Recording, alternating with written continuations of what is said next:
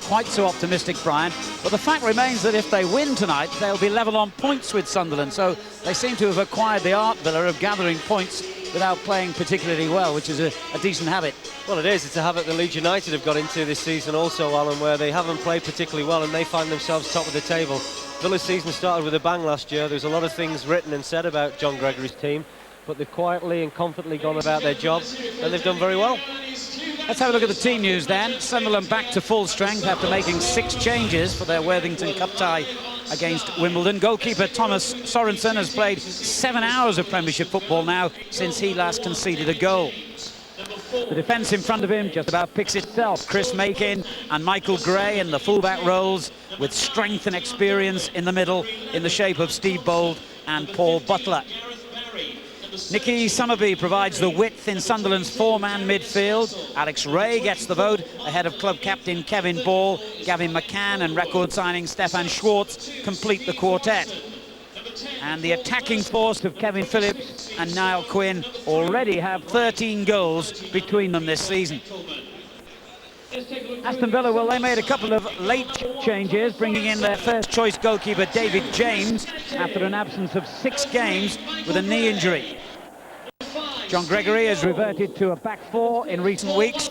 New Welsh international Mark Delaney and teenager Gareth Barry are the fullbacks. And with Ugo Ehiob failing a fitness test today, Colin Calderwood is partnered in the centre by Gareth Southgate, who returns after suspension. Villa's midfield 4 is George Boateng on the right. On the left, Alan Thompson, having been born in Newcastle, he's guaranteed a hostile reception tonight, with Ian Taylor and Lee Hendry in the middle. And a new partner for Dion Dublin up front. Julian Joachim is out injured, so 19 years old Darius Vassell comes in for his first ever start in the Premiership. Well, this Sunderland side, Alan, I've seen them here a few times at the Stadium of Light.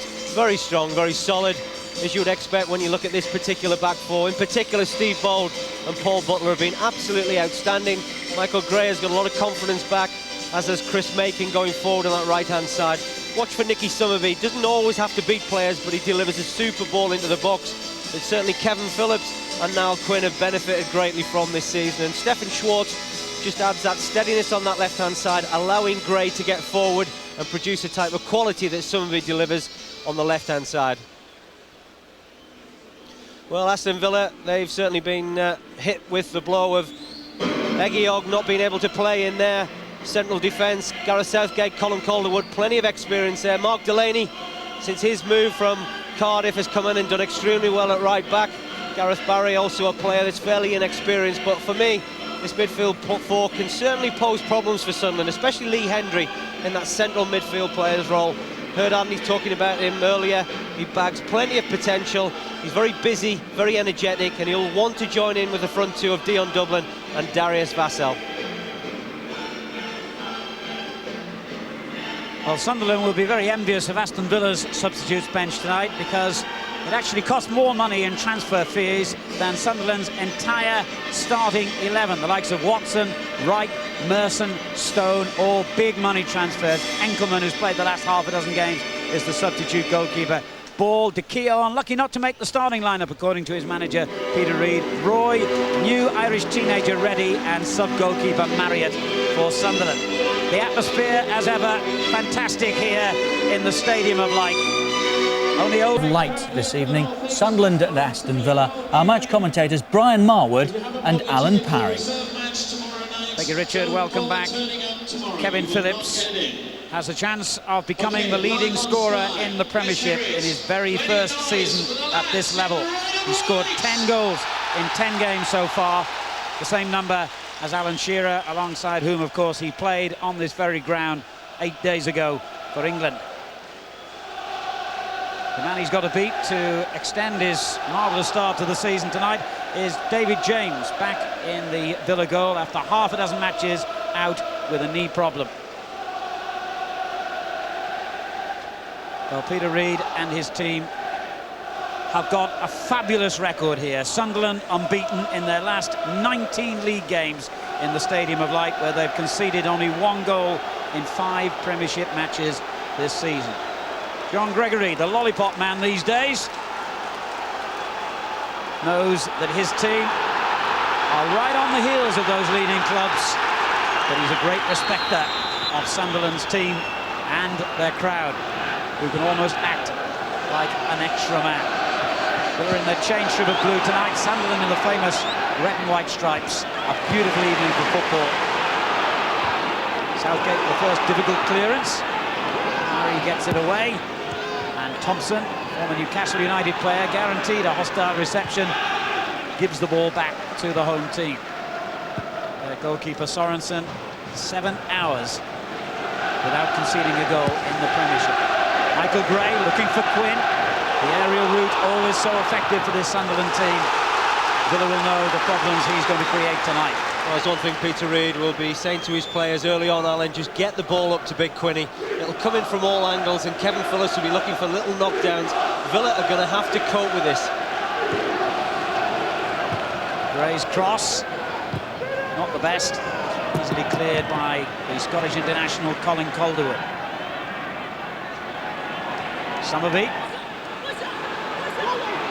Murray trying to force him down that far touchline, and did enough to force the error. Murray back in the starting lineup for the last half a dozen games. He didn't figure in the first few of this season. Still young enough to have played for England under-18s last week. Sunderland, who went second after beating Bradford 4-0 in Bradford in their last league game, their highest position for 19 years. Remember, they can go third if they win tonight. Summerby forcing the first corner of the game.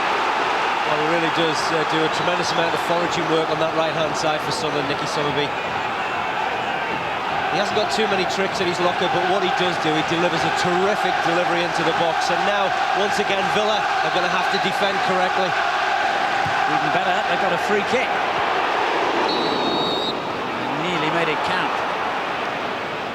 The whistle has gone. Free kick to Aston Villa. A bit of pushing from Paul Butler in the far post, and these are certainly going to be anxious moments for John Gregory. He'll know that his side will have to be steely early on. They'll have to battle in this opening 15-20 minutes, win the right to then begin to play their football.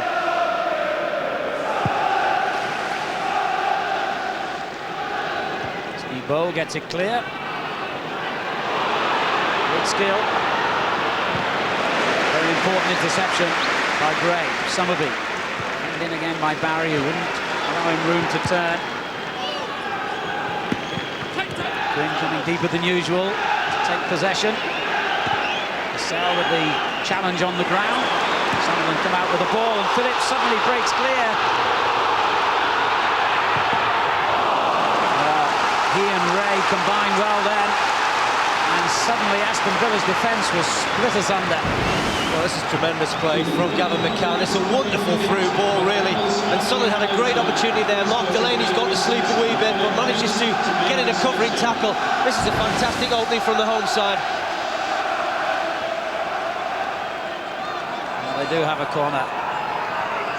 Closely marked. Old coming in from the far edge of the area. It's aimed in his direction. It's his header who keeps the pressure on Villa. Summerby again.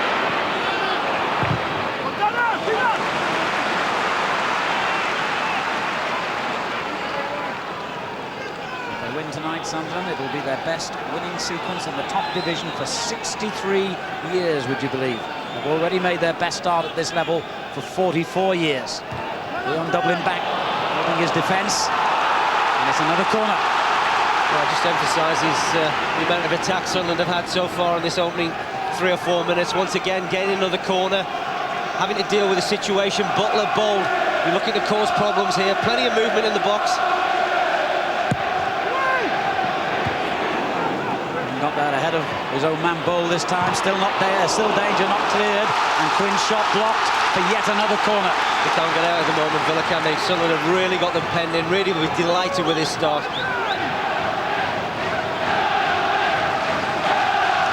And the noise levels turned up again at the Stadium of Light.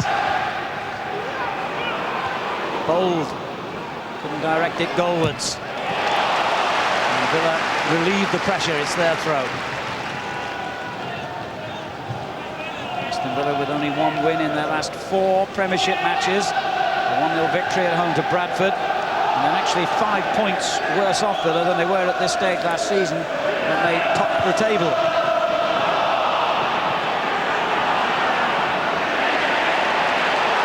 That's brilliant play. Gray's cross straight onto the head of Barry. Schwartz.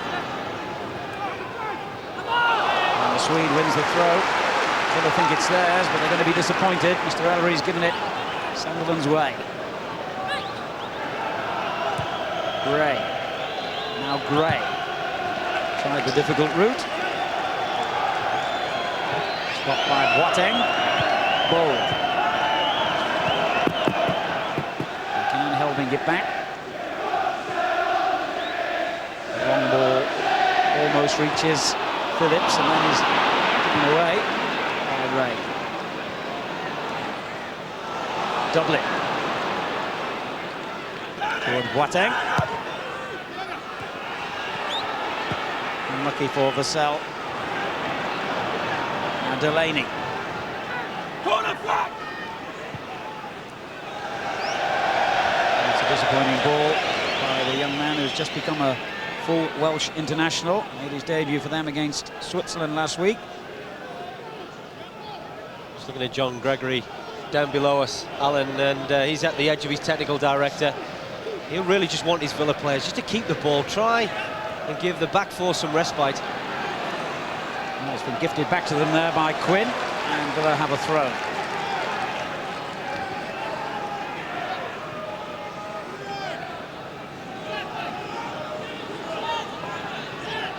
It's almost as though someone switched off the noise. It suddenly goes quiet, and Villa are on the attack. Gray's clearance. Quinn helps it forward, but only as far as the Villa captain Gareth Southgate. Delaney in bravely with a header, and Bold must not have got the shout there from his goalkeeper Sorensen.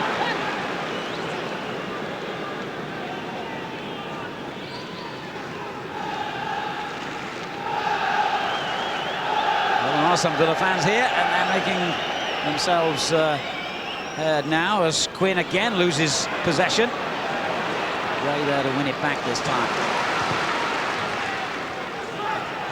Congested in the middle of the field. Finally, Phillips brings the ball away and then slips as he tried to deliver it to Summerby. Now he has Thompson to his left, Dublin, Hendry and Vassell all ahead of him. This is Taylor.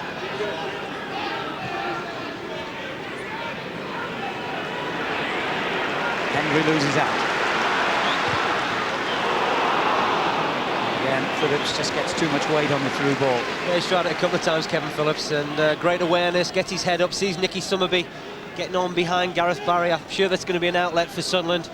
One thing about Gareth Barry, potentially could be a little bit susceptible to any pace behind him, and Nicky Summerby certainly can expose that.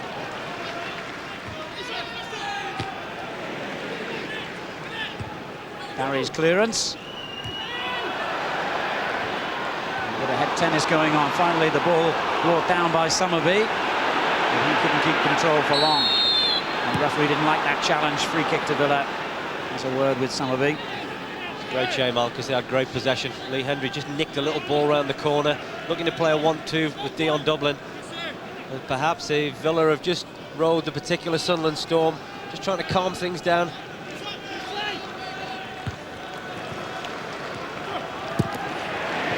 Villa defensively sound this season. In fact, like Sunderland, they've managed 6 clean sheets in their 10 Premiership matches to date. But Villa have only scored 11 compared to Sunderland's 18 goals. Offside flag here. Stops Vassell in his tracks. 2019, and this is the first Premiership match he's started. He made 8 substitute appearances in the league last season. He's still remembered for the couple of goals he scored in the UEFA Cup tie against Strømsgodset, which changed that particular tie. Very similar player to Julian Joachim. Bags and bags of pace, and Villa will be looking for him as an out ball. Joachim out tonight with an ankle injury. Quinn's header. Lincoln just kept it in play.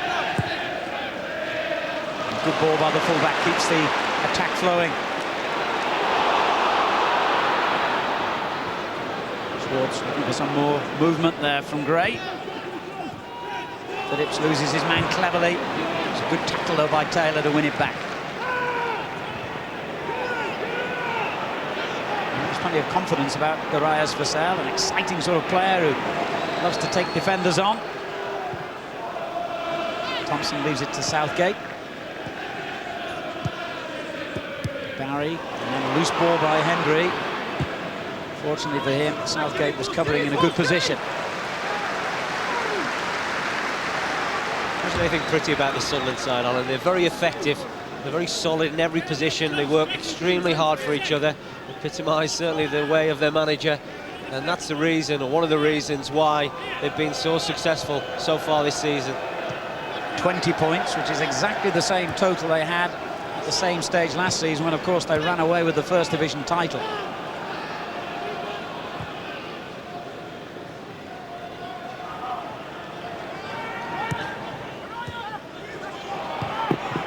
Boateng to Taylor, overhit, should be Sorensen's and is. There are certain of areas that they'll be looking to get Vassell into. Can they get in behind? Can he look to spin in between Bold and Butler and use his pace to great effect? Michael Gray aiming for Quinn. Phillips just ahead of him and nipped in ahead of the defender, Calderwood.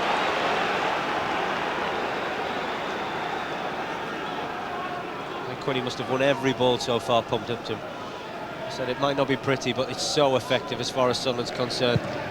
He's been majestic in this opening 10 or 11 minutes. Cole making sure that was going to be his.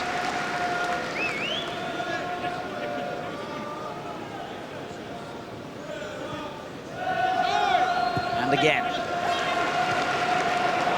Loose ball there by Gray. And he's just about got away with it. In the back there, was it, of Stefan Schwartz? He thinks so. Not so sure about the shove by Boateng in the back of Stefan Schwartz. That's a surprise look. A yellow card for the Swedish international. Well, I think Stefan Schwartz is just purely frustrated, but yeah, if that's not a foul by Boateng, I'm not sure what is.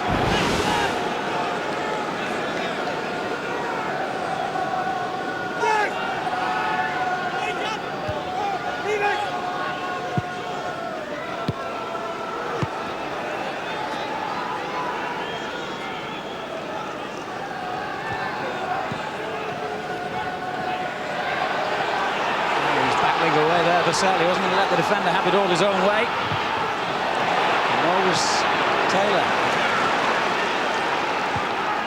Sunderland's turn to be penned in their own half, but they break out. Loose ball over by Phillips.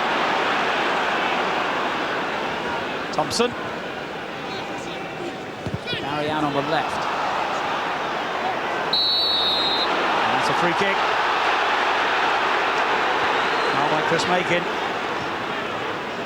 Hendry, Taylor's layoff, Thompson, he's still in that left wing position. Calderwood's made a mistake. Quinn tried the shot, spotting James almost on the edge of his box. Well thinking, wasn't it? I think now Quinn, but there you see the effects of putting players under pressure. The boys in red and white did it superbly well there.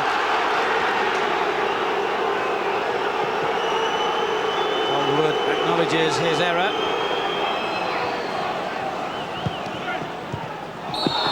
Schwartz by Taylor, and Taylor perhaps a bit fortunate if he's not cautioned for that challenge.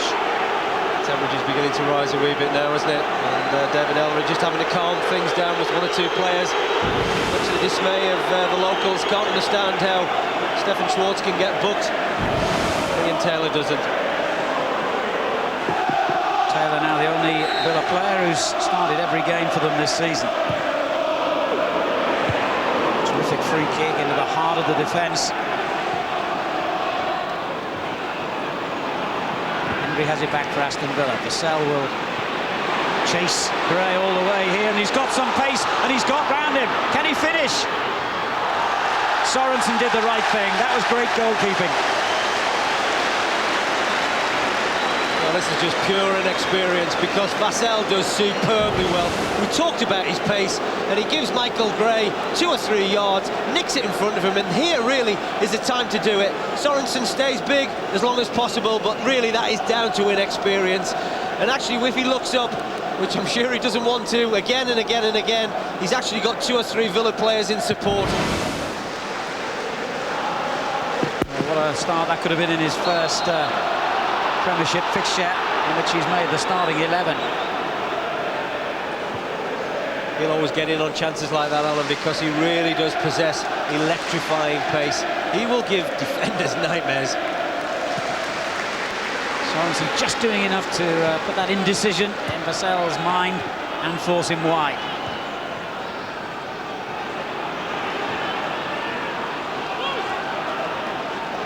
Calderwood. David James a little bit fortunate, but that kick didn't get him in further trouble. It was given away anyway. Ray helps it forward to make it on the right. Somerville. Quinn and Phillips and Ray all in the box for Sunderland.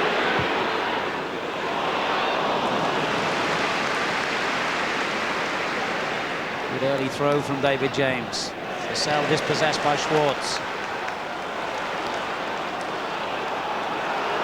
McCann battling hard. Ray on the overlap. David James had to make a decision then. Well, he did exactly that, Alan. He made a decision. He certainly was a long, long way away from his goal. Certainly perhaps feeling the effects of just being out for the last 3 or 4 games, just trying to get back into that match sharpness. Yet another Sunderland corner. David James makes another decision, and a good one. Oh, what a throw. Vassell. Henry's up in support this time. Taylor bombing forward down the right. They've got a lot of men in this attack here, Villa.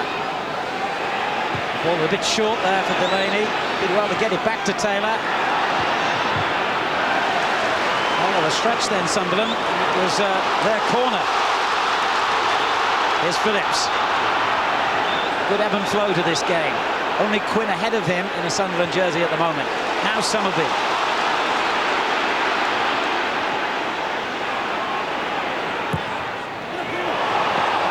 David James handling excellent. Well, perhaps he may have had one indecision when he came out to the edge of the box, David James, but he's come and claimed 2 or 3 catches now, and then what it does, it lifts his back 4. It was a bit of a gamble on the part of John Gregory playing James tonight. In fact, earlier in the day, he was going to keep Peter Enkelman, the young Finnish goalkeeper, in, because David James has a knee problem, which is making it difficult for him to kick the ball. In every other respect, his goalkeeping is up to its usual standard, but his kicking certainly questionable. So far, the decision has paid off. Let's see how he delivers this ball. He seems very reluctant, doesn't he, to kick it. I think that his back 4 have got to be aware of that also when they are knocking balls back to him. He winced a bit, didn't he? Make it. Here's Quinn. On it goes to Gray. Schwartz outside him. Lovely ball. Phillips couldn't control it. Ray was in behind him though. And McCann. Given away very cheaply there by Sunderland. I've already said, Alan, that David James might be struggling, and it's interesting to see the substitute goalkeeper warming up also.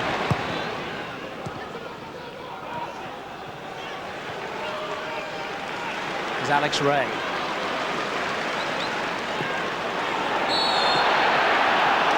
Free kick given against George Boateng.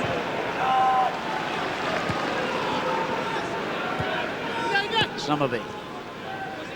Barry forcing him as far back towards the halfway line as he could. His through ball was poor. Easily intercepted. I wouldn't think James would appreciate the ball being played back to him when it's not totally necessary.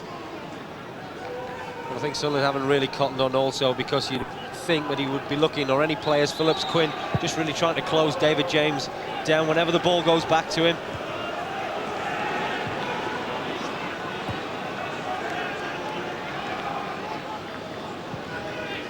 Delaney, the through ball.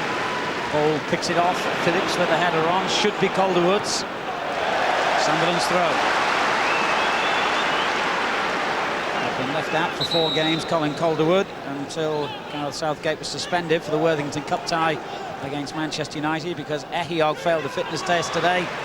Calderwood stays in the side. Ali's header. He's back again to make it. Long for Niall Quinn. Southgate, the Villa defender, goal kick. Well, that's what one of Big Cuddy's strengths is, chasing balls into the corner. He needs the ball into his feet. He wins so many aerial battles. He's also good when it goes up into his chest. He brings players into play, and that's where Sunderland have got to really try and maintain that quality, because he has had a big effect in this opening 20 minutes. John Gregory, 19 months in charge of Aston Villa now, and as in his first full season, has made a good, steady, solid start. Last season, Villa fell away badly, and there are already 1 or 2 warning signs this season that they can't maintain their start.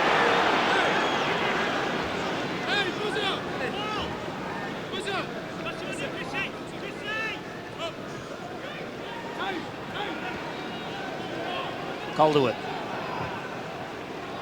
Delaney. Given away to McCann. He does likewise. Both teams guilty of sloppy passing at the moment. Southgate sweeps one imperiously out. That was a good ball. And danger here. Vassell and Dublin both in a forward position. Well, the shot wasn't a bad effort. From an unexpected source, Barry coming in down that left-hand side, just couldn't get enough lift on the ball, and suddenly Summerby leads the counter-charge. Oh, it's a great waste, really. Nicky Summerby didn't track Gareth Barry back when Barry got forward. Barry was always struggling. No one looked to cover him, and Summerby couldn't really deliver a telling cross.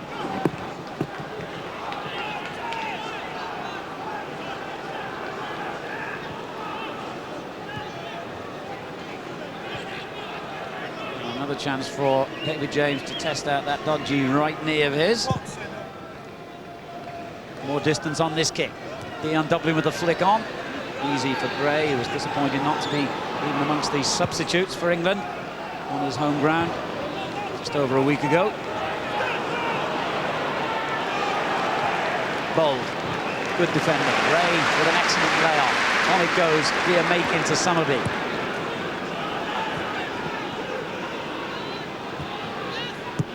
Well, they're working very hard in the middle of the field, Aston Villa, and denying Sunderland room.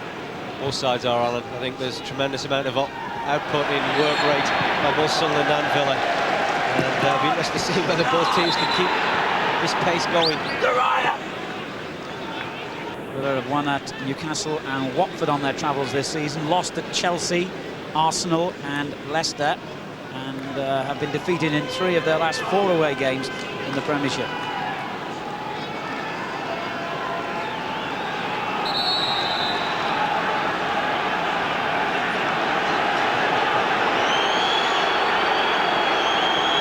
Just having a word with Vassell about retreating the full distance as Michael Gray finally takes the free kick, looking for Quinn, flicked it on. Bold is there, Taylor got it away. Dion Dublin now for Aston Villa, and Vassell is onside. Had to wait for the ball to come down, and goes down himself, and the referee has indicated a free kick right on the edge of the box. That must have been close. Well, Sunderland get very, very lucky indeed, because this is poor defending initially from Butler. He wants to play, but for me that tackle's outside the box. That is outside the box from Chris Makin, and although Lee Henry went over and remonstrated with the referee, I think Ellery's got that absolutely spot on. But he is causing problems. Dion Dublin threaded a wonderful through ball for him. And Sunderland are going to have to be so careful. Position of danger this. Alan Thompson, former Newcastle United player, He'll take the free kick. Bring it up well. I think it was Bold who finally got the flick away from danger. Back in it goes from Boateng. Quinn's clearance this time. Dublin trying to pick up the pieces. Comes back out to Thompson. There's a attempted cross charged away by Alex Ray. They're going to keep the pressure on. Well, it's a good spell from Villa now. And they certainly weathered a very, very huge onslaught from the home side. But now it's their turn. Can they create and worry and trouble Sunderland? Cross comes in towards Dublin, who took a little flick at that.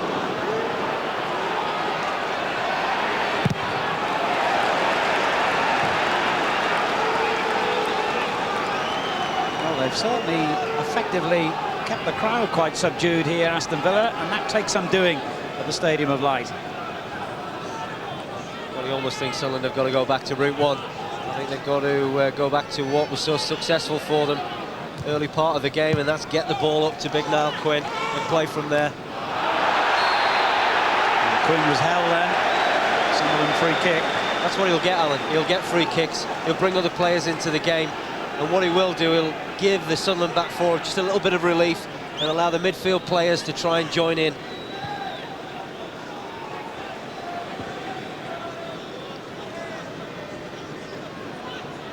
Paul Butler in possession, looks again for Quinn. And this time Southgate was equal to him.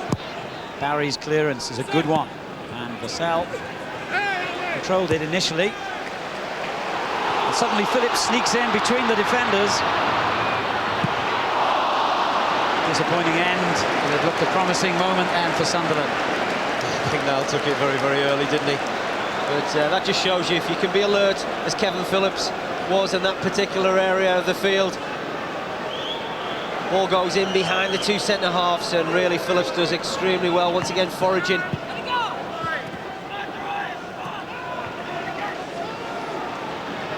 Here's Butler.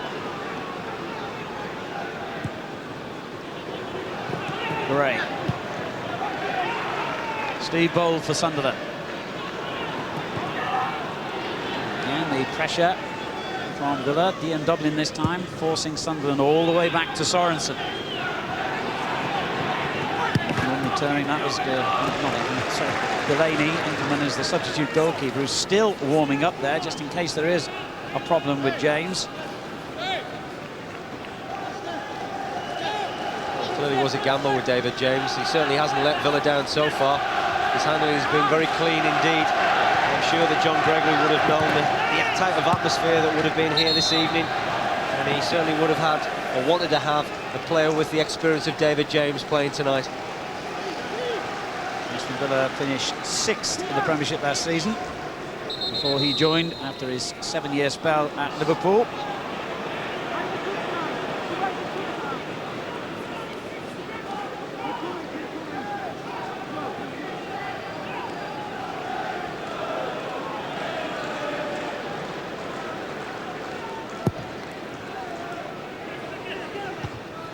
Schwartz beaten to it by Boateng.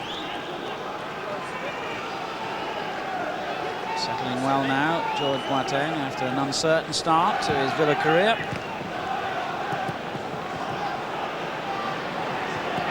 Dublin, excellent play. Vassell. They've got 4 men forward in this attack. Look at Vassell's speed. Well, the final delivery was a bit optimistic, but he does show a frightening change of pace, which has troubled Sunderland more than once in this half. Looking at that little bit of quality at the end of the electrifying pace he possesses, he's going to be some player.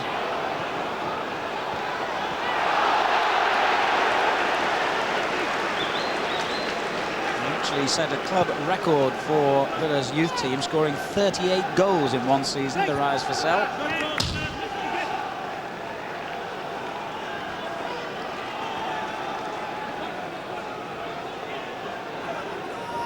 Phillips. Another man used to club scoring records. Schwartz with a good cross. Quinn! That was close. Well, for me, Big Niall Quinn has been the major threat. People talked about Kevin Phillips coming in this game, and rightly so. With any sort of quality into the box, he really has given either Southgate or Calderwood a torrid evening. He's won absolutely everything. Schwartz plays a very, very good ball indeed. And there you can see him just getting free of Southgate. And that's going to have David James in all sorts of trouble. He must have been delighted to see that ball go wide. 3 Premiership goals so far, Niall Quinn. But I wonder how many he's provided for the man alongside him, Kevin Phillips, who has scored 10. Delaney gives it back to David James. He didn't really want it, the keeper there. Boateng. Delaney.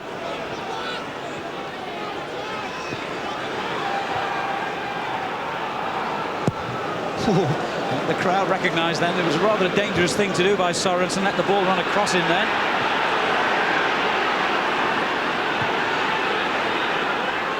And Vassell will keep the pressure on Steve Bold here. Gray's clearance. Quinn couldn't control it. Calderwood for Villa. Well, the home fans getting frustrated. Yeah, it's quite amazing here at the Stadium of Light when really Sunderland have failed to capitalise on their good work early on in games. And quite amazingly, really, because a great transformation from the old Roker Park. You used to go there and they'd never give you a minute's rest, would they, the fans? But fairly subdued at the moment. Villa actually have a very good record in recent times as well against Sunderland. They've won 7 of their last 8 games. There hasn't been a single draw in the last 17 meetings between these two.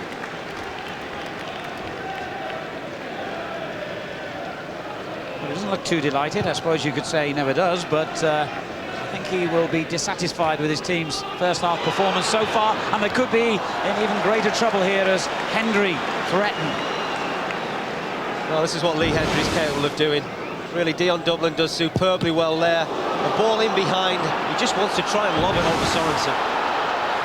A misunderstanding at the other end. An offside flag had already been raised before Vassell went through hard on goalkeeper Sorensen. I don't think, to give him the benefit of the doubt, he realised that the offside decision had been made. I think Mr. Ellery recognises that because he's not even spoken to Vassell. Which is one thing about Peter Reid.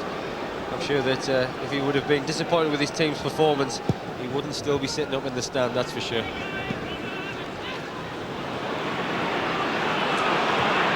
Now Vassell, chance to show his pace again. Probably couldn't get it this time. Butler's interception.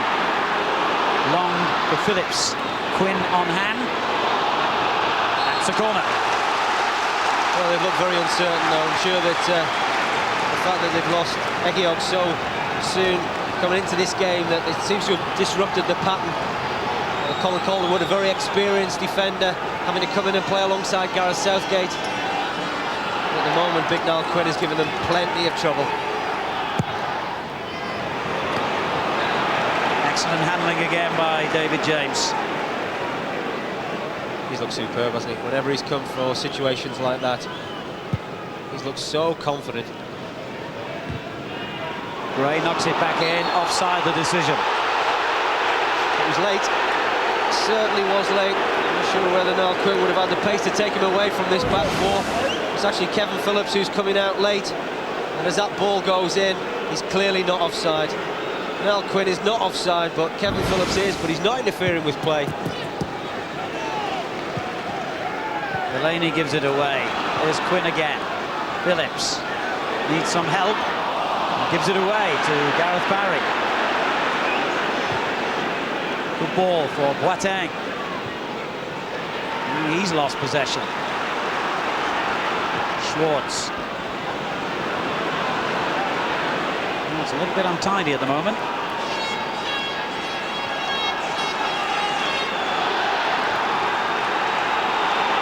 Here's a bit of quality from Thompson. Dublin and Vassell to either side of him, and the goalkeeper has unnecessarily, I think, conceded a corner there, because I'm pretty sure Thompson's shot was going wide. Actually got a deflection, Alan. That's the reason why Sorensen went after it.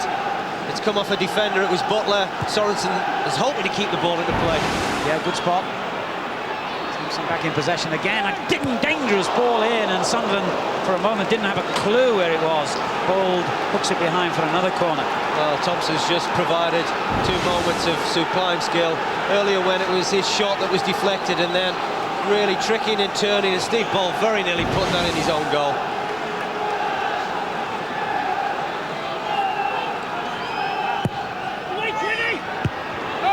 Well, Quinn is not just very handy in the opposition half, he's very useful in your own penalty area at set pieces.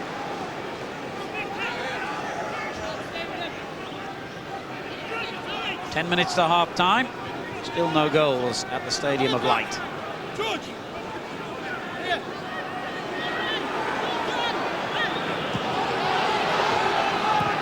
Boateng. Alex Ray snapping in with the challenge in typical style.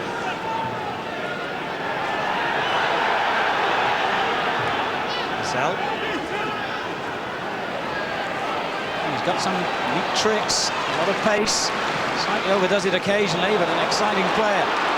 Now Quinn. Phillips ahead of him. And again, David James came an awful long way from goal. Got away with it. Now Somerby has it back for Sunderland.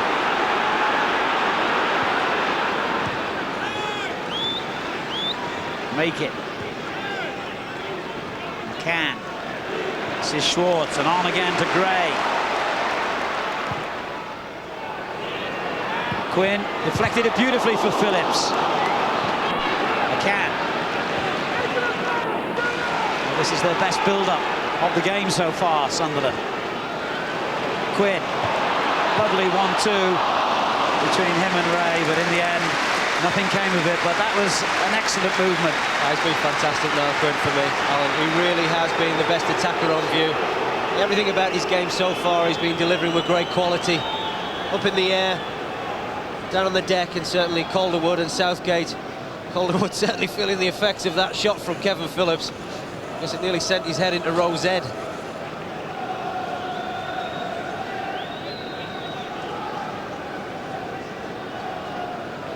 Birmingham against Manchester City, a really big nationwide Division 1 fixture, is our live action on Sky Sports 2 tomorrow. Our programme begins at 7:30.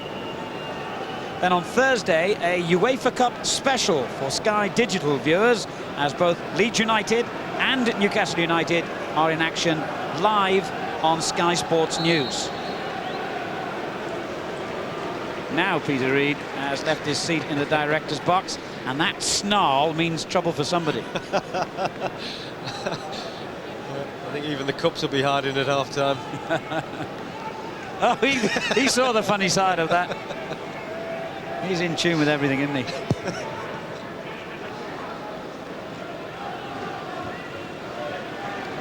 There's Boateng. Given away to Gray. Stefan Schwartz. Delaney's interception, and a fine ball for Vassell. Henry. Lost his man.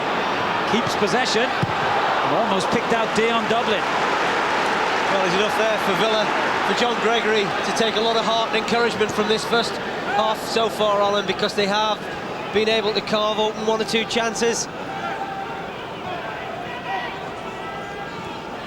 Henry again. Ball only got it half clear and did better the second time. I think Aston Villa will be very pleased with their first half performance. Especially after that opening 5 or 10 minutes from Sunderland. They've done very well indeed, Villa.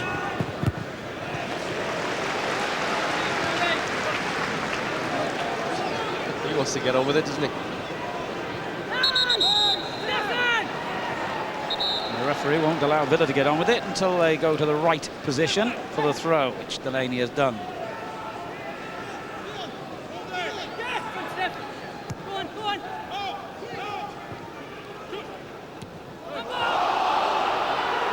Vassell just played it in behind Lee Henry, but he's there to pick up the pieces again. Now Barry. Oh dear, it is embarrassing. And they're pretty unforgiving on that side of the stadium. Quinn took that brilliantly. It was a really hard ball to control. Whoops, Sir Daisy. I think it's going to be a yellow card. Yeah, that's Taylor's second challenge of the half. Got away with it the first one. And David Allery did nothing but talk to him, but Great piece of skill from Nicky Summerby. Really gave the referee no alternative whatsoever than give him the yellow card. And that is his 5th caution of the season, which will mean an automatic suspension. So he's going to lose his record of being Villa's only ever present. However, he was there to clear the free kick. Gray turns it back in.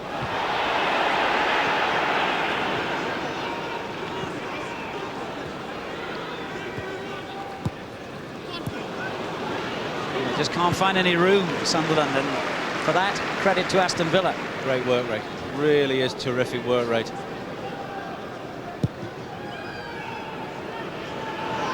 Quinn, brilliant control again. He took that at full stretch. Summerby back in towards Quinn, over his head though. In the end, it even evaded Schwartz. Tell you what, didn't the big fella take that ball down well? That's as good a piece of skill that we'll see in the Premier League so far. That's coming in at an awful angle, really, to deal with, but he does it superbly well. It certainly mirrors the first half he's had so far. Yes, he has been one of the most outstanding players on view, Niall Quinn. Gets it back again from Phillips. Make it, Summerby.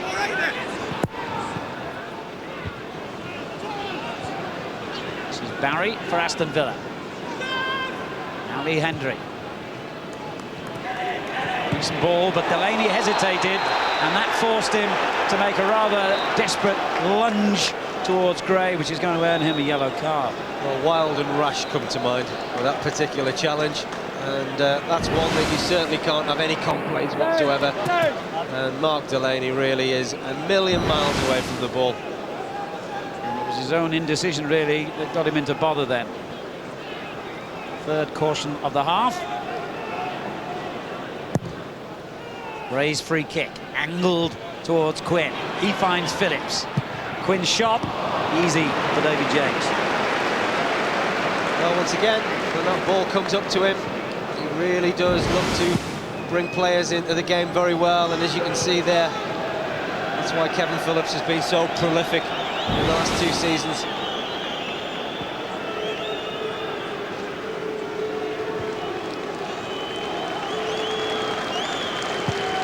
Gray looks again for Phillips. It's good hold-up play. Delaney's clearance. It's gone straight to Steve Bold. A difficult bounce for him. Hendry. Vassell. It's good work there by Alex Ray. He really put the effort in to get back and cover then. Started the last couple of games. Alex Ray in preference to Kevin Ball.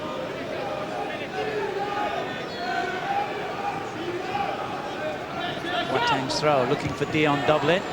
Bold got the touch away, and Gray completes the clearance. Quinn's header has dropped to Thompson, tried the back heeler, only gave it away. Good work by Makin. This is Butler. Quinn's up the other end now, and finds Phillips, rather fortunately, I think, this time. Shows the type of night he's having. Even when he doesn't mean it, it happens for him. And that's what we call a meaty challenge there by Taylor. The ball might have got past him, the man might have got past him, but not the two together. Gray's cross. Phillips. Good layoff. Well, I think the crowd knew what the likely outcome was there, because Chris Makin has never scored in 89 previous appearances for Sunderland. You can see why. He gets himself into very good positions though, joins in the attack whenever possible, certainly when it's on the left-hand side, always looking to spring forward.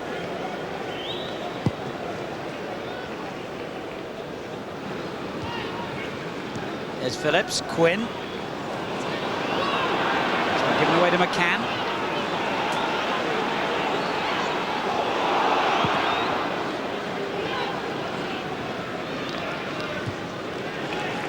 Taylor.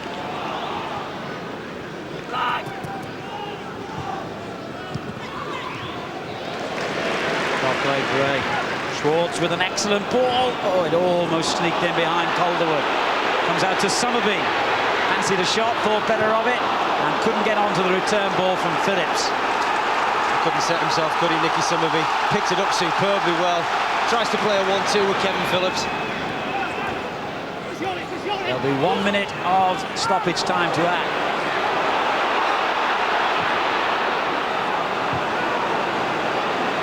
Dion Dublin for Aston Villa. The long ball will be chased by Vassell. He's certainly given a few problems to the Sunderland back four tonight, Darius Vassell. Gray's clearance is loose as well. Straight to Thompson. Hendry.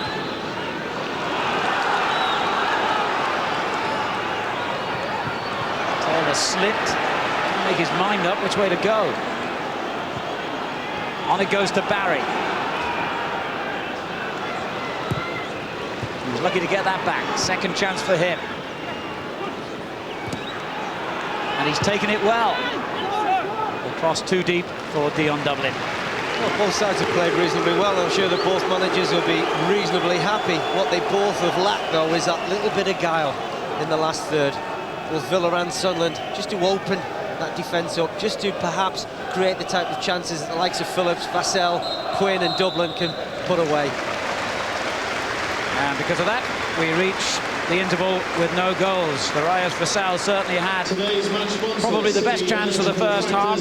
A lively performance by him, a quality performance by Niall Quinn in that first 45 minutes.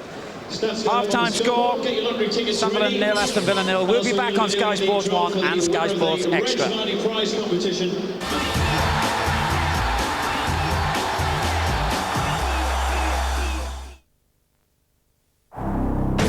Two forces of equal measure. Prince Nassim, Cesar Soto. In a unification fight live from Detroit City. Naz v Soto, Friday from 9 on Sky Box Office. Book before midnight on Thursday for the early price of $11.95. Call 0990 800 777. Cable customers contact your local operator.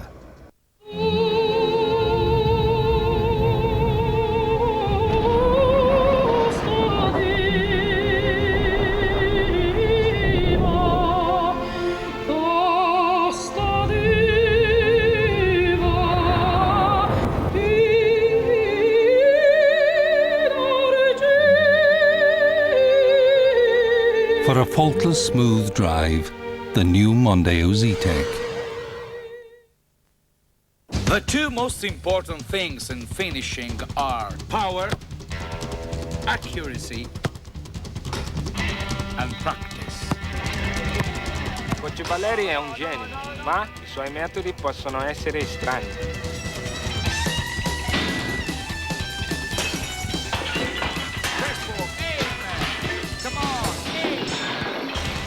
Michelangelo, Da Vinci, Valeri.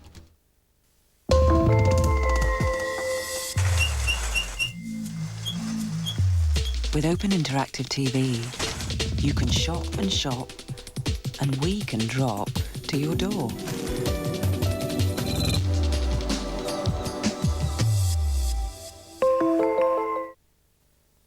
Yeah, I found out something really interesting. She goes jogging every morning at 8 a.m.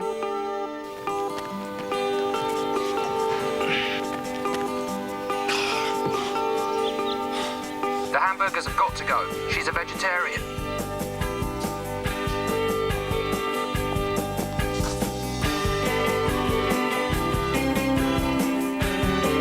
She just bought a load of poetry books.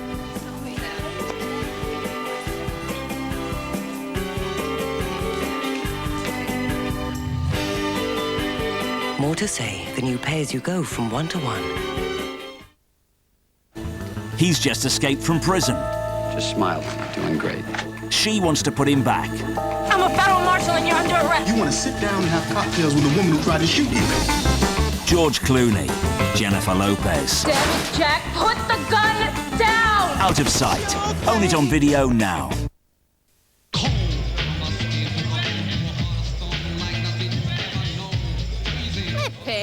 It's like a cattle market in here. But hey! Make your call. Finish your lunch. Do your business. Just get to Detroit Rock City. With Open Interactive TV, you can email friends and family wherever they are, or whatever they're up to.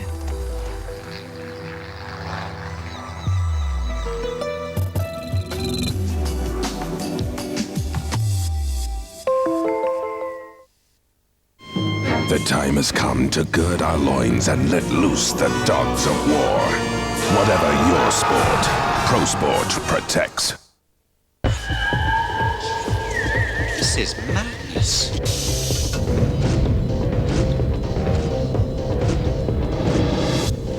No trainers. Trainers are cool. Trainers are cool. So you're gonna let us in? So I'm gonna let you in. Go ahead. Is the Force with you?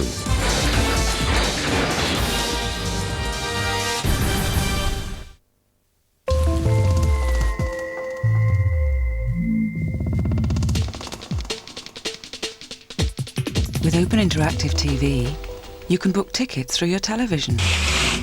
So you can turn your box into a box office.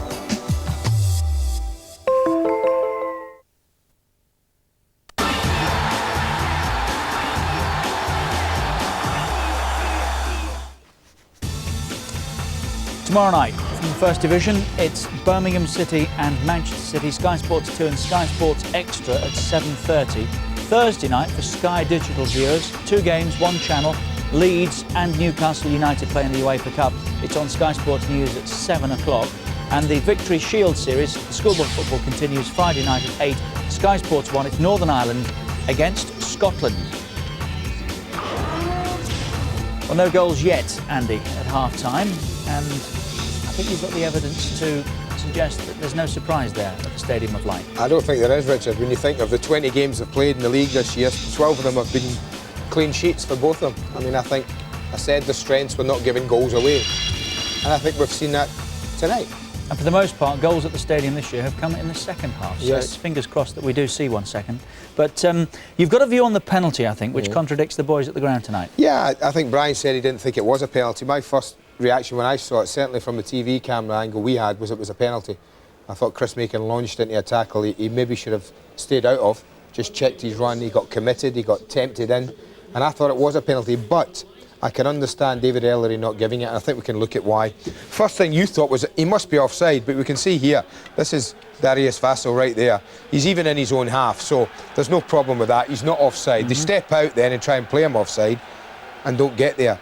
But it's just here, when he's clear now, Richard, that touch is sufficiently far enough away to tempt, I think it's Chris Macon, who's coming across. I think he should have just been running parallel with him, making it difficult for him to do anything. Keep him out. Yeah, but what he does, he commits himself. And the guy's speed is so much that he just nicks away and he goes over.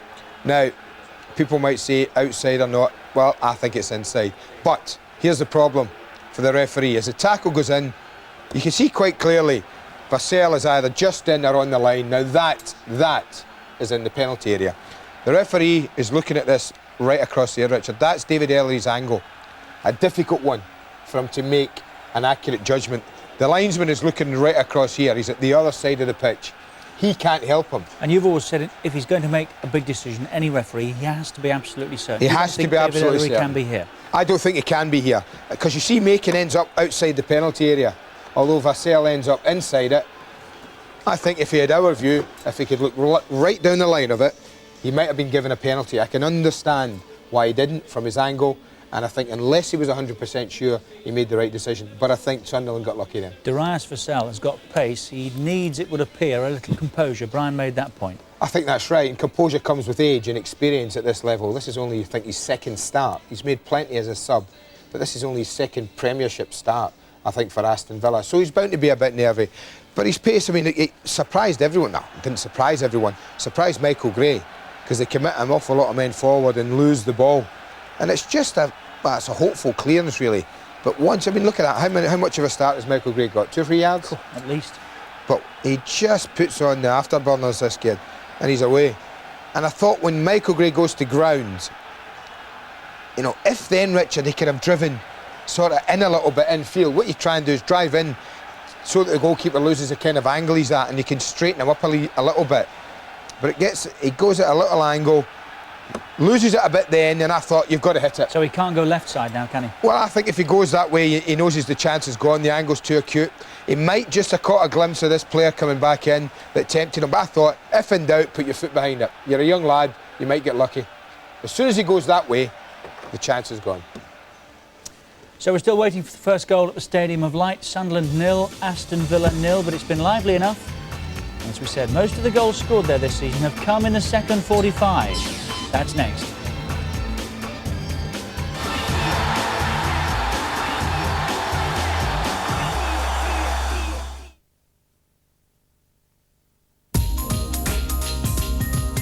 A bit of you knows someday he'll want to go to college.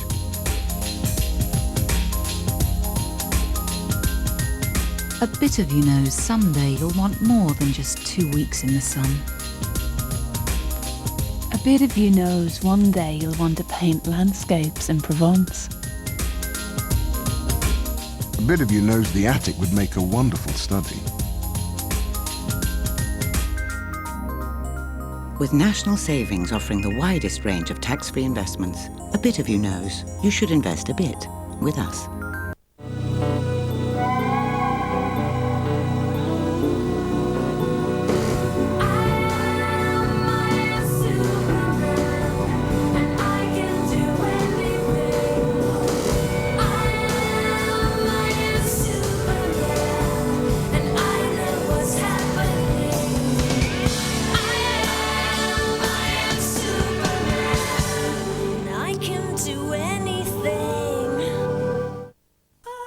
Now there's a credit card designed for use on the internet and on the high street. Now you can pay with marbles. Mr. President, what is your response to the allegation? The Thailand thing, I honestly thought they were women. That is not the allegation. The hospital funds. The opposition leader. Bye-bye. Pedro. Mr. President, you once had a summer job. So? Exporting Carlsberg export. Brewed slightly stronger for a smoother taste, the Danes hate to see Carlsberg export leave, almost as much as we like to see it arrive. Mr. President, Plan B.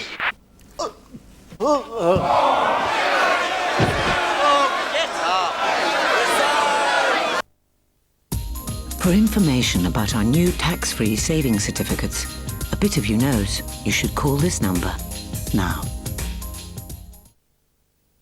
You have 30 seconds to answer the following question. Two cars start 100 miles apart on a long straight road at 5 p.m. One travels at 60 miles per hour, the other at 40. What time will they pass? Look carefully at this equation. Clever, isn't it? Test drive your IQ now. The Renault Laguna. Hey, little buddy, want a ride? Pikachu! Yeah, whatever.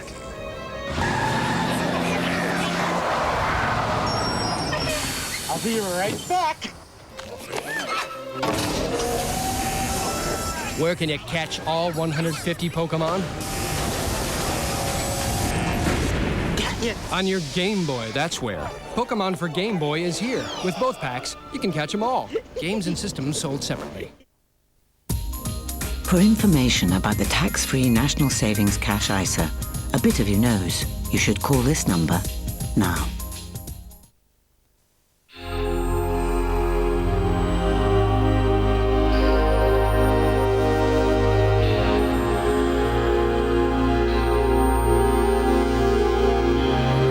Orange believe communication should be simple.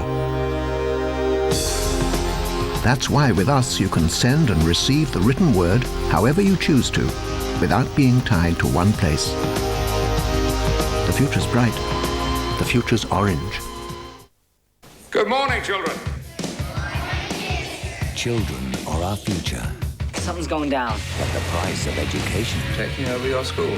Why would you do such a thing? is $600 million. No one has been hurt. Yet. The stakes are high. He's the only worthy opponent among the old bleeding lot. For one kid who's about to teach I won't fail. a very tough lesson for Patrick Stewart. Everything is under control. The first showing of Masterminds, Friday at 8 on Sky Movie Max.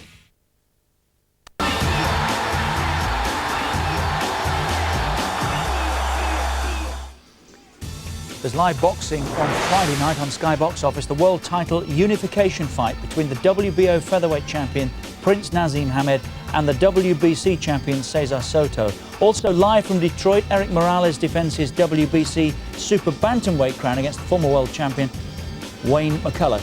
The show starts at 9 o'clock this Friday with 5 more title fights from Coventry. For more information, call 0990 800 888. 0990 800 888. Monday Night Football on Sky Sports 1 and Sky Sports Extra, the new Sky digital channel where you can go interactive. Our match commentators tonight at the Stadium of Light, Brian Marwood and Alan Parry. Thanks, Richard. Welcome back to the Stadium of Light. Peter Reid taking his place now on the touchline bench, and a dramatic change in the weather conditions as well during the half-time interval.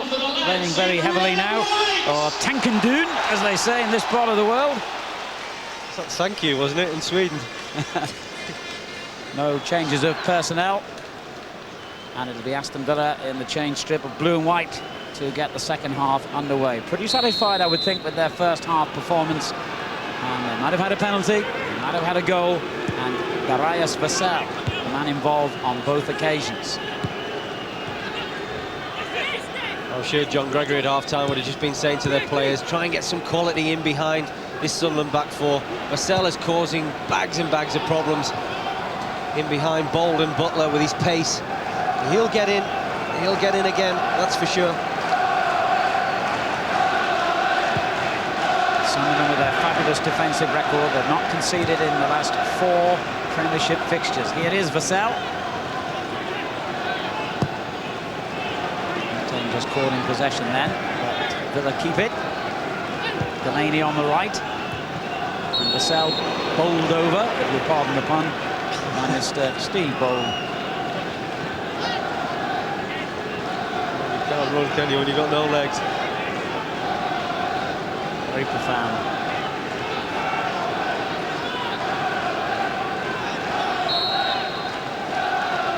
Thompson with the free kick. A lot of movement in that crowded penalty area, and the flick on has found the net. Dion Dublin gives Aston Villa the perfect start to the second half. The silence was deafening. Well, this really is routine. Sunderland ought to have dealt with this far, far better than they did. Their marking in there is absolutely appalling. Really will be going absolutely ballistic. It's a great quality in from Thompson, but look at the room that Dion Dublin has there. Just to nick that header wide of Thomas Sorensen, who rises superbly well, but really the marking is sadly lacking. Dion Dublin's 7th goal of the season, coming 73 seconds after the restart here.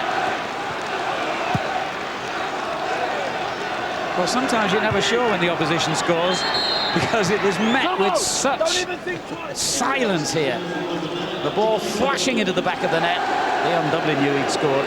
Well, he's a real predator, isn't he, Dion Dublin? He hasn't had too many chances so far in this game. The one he has, he finds the net with a quality header. And you have to say, really, no more than Villa deserve. There's Thompson. We heard the whistle. Referee spotted a handball.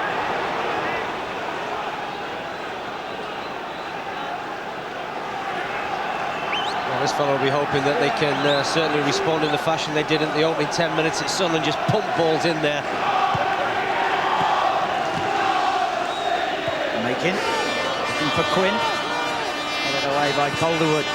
Schwartz plays it back in. Now Boateng just showed enough of the ball to McCann, but keeps possession. Taylor. Referee allows play on. I think he was going to give a free kick otherwise. Well, Sunderland are going to have to be careful of, Alan, is when they now start to chase the game. is not to throw too many bodies forward, and Peter will be absolutely distraught about that. You know, you talk about at half-time concentration. Just go out there, make sure that you concentrate for the first 5-10 minutes. It's sad to say that his team went to sleep there.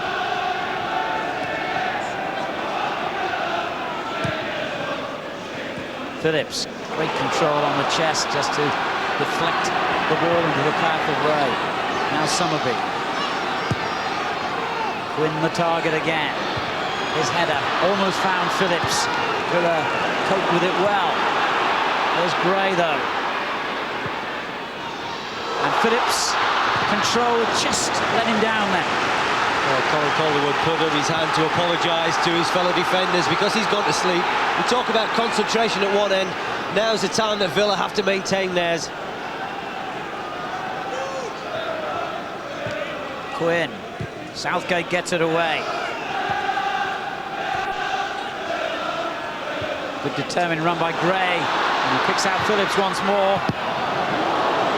David James, unconvincing handling, but at least he kept it out.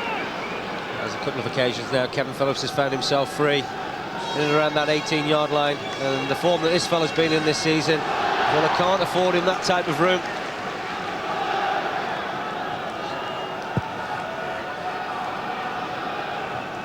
Dion Dublin wins another header. Summerby. Chris Makin. And Gareth Barry wins it back for Villa. And he seems to have overcome his kicking problems from the first half, David James. Oh, good interception there by Dublin to set Darius Vassell going goalwards, and he'll keep going here. Oh, excellent run. The ball just got caught between his feet. And it was almost gifted back to him, and they've got a corner out of that, Villa. Well, he's a handful, isn't he? And when he's run at you, it's certainly the last thing that you want to see. Steve Bold does very well, actually. Stays on his feet, manages just to nick a little right foot there that puts Vassell out of his stride. Certainly Villa now have got the momentum following that goal. Look very dangerous now in this second half. Well, an excellent start by the visiting team here.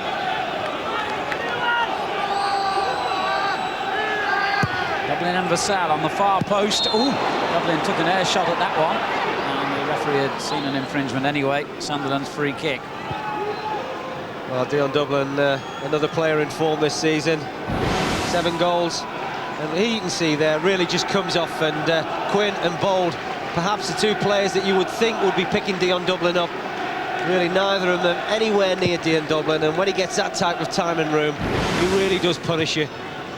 And it was the first goal that Thomas Sorensen has conceded for 7 3/4 hours of Premiership football.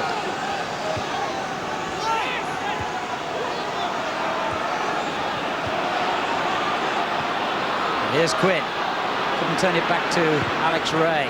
Colin Calderwood's clearance. And for some inexplicable reason, Gray ducked and let the ball travel over his head. He recovered well.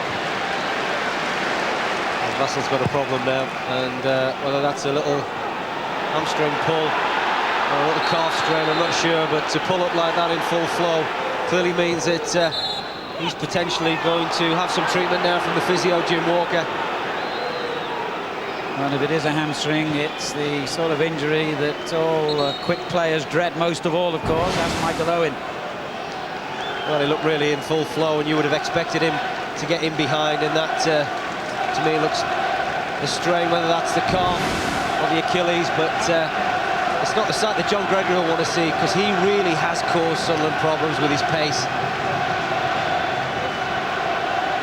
Before tonight, all bar one of his 17 appearances for Villa have been as a substitute. He certainly has some talented replacements, of course, if Vassell is unavailable. Paul Merson amongst them.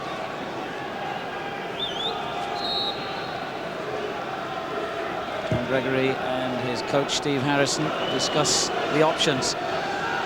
Sunderland get on with it. Alex Ray, challenged by Southgate. Vassell still off the field. Well, I think that he's not looking too comfortable at the moment, and I think that potentially Paul Merson will come into this game. He'll offer a different type of threat. He hasn't got the pace of Vassell, but he certainly has got great awareness, very clever. But now Villa are going to really problems to get in behind Sunderland's back four, and I think now Lee Hendry has got to perhaps look to try and get and join and get even beyond the front two. Well, I don't think Vassell is going to come back on. The physio, Jim Walker, is leading him around the far side of the stadium, and Paul Merson is getting ready to take his place. It's a shame for Villa.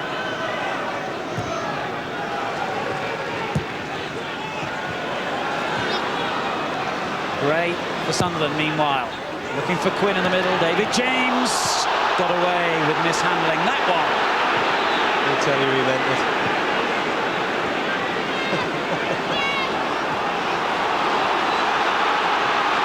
Gray again. Quinn took that brilliantly. Quinn couldn't find Phillips.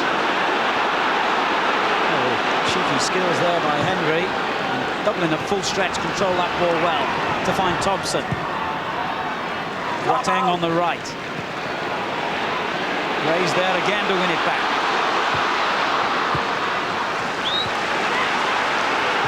This is better from Sunderland. The home crowd liking what they see now, but not that scoreline. But they're still down to 10 men at the moment. Vassell will play no further part in the match. It's not gone out of play, so Merson can't get on.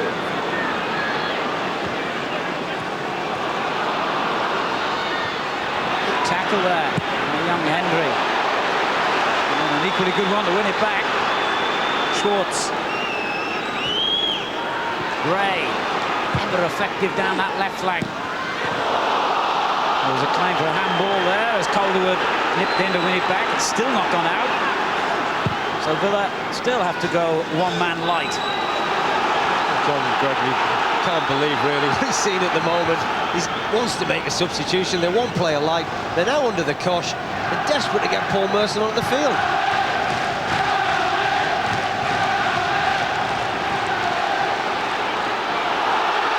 A rash challenge there has given Sunderland a free kick and at least given Villa the opportunity to make their substitution. Paul Merson, a few boos, no doubt a legacy of his former Middlesbrough days. As the England man comes on, 14 months up the coast at Middlesbrough. Started only 3 times in the Premiership for Villa this season.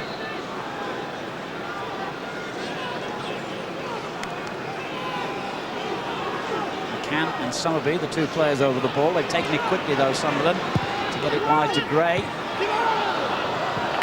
And we can confirm that the injury, which has seen Darius Vassell's involvement ended, was a hamstring. And of course, with Julian Joachim out with an ankle injury, it just underlines Villa's problems in attack, where they're desperately trying to strengthen their position. They might have had Stan Collymore, of course, as a possible selection tonight, but I understand that he was absent without leave from the training ground this morning after his loan period at Fulham. The problem that Sunderland are finding themselves at the moment, Alan, is they can't get too far up the field into wide areas, and that's really down to Villa. They've defended with 2 banks of 4. They certainly have doubled up. They've helped Barry in the shape of Thompson on this left-hand side. Boateng has helped Delaney, and because of that, Gray and Summerby are really knocking balls in for angles which are really not going to cause too many problems.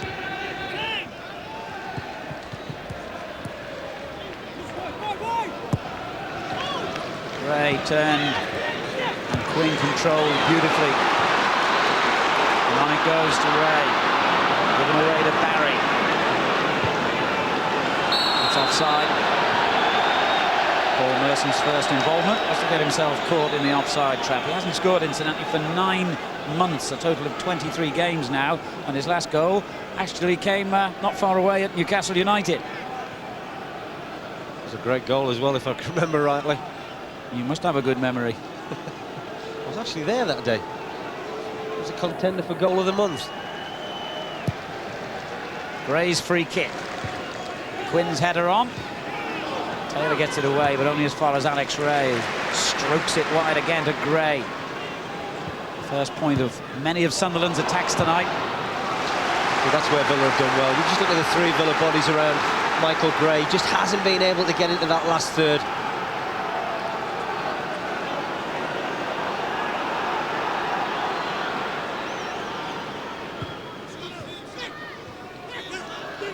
He is again. Leaving it to McCann this time. And the ball's been given away to Merson. And they got 4 in this counter-attack here, Aston Villa. What a good tackle, though. Great tackle. What a superb, well-timed tackle from Chris Macon.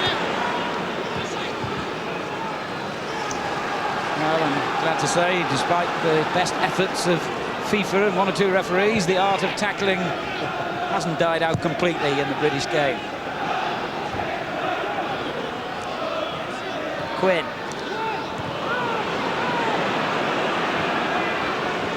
Here's Macon again. Summerby. Well played, Macon.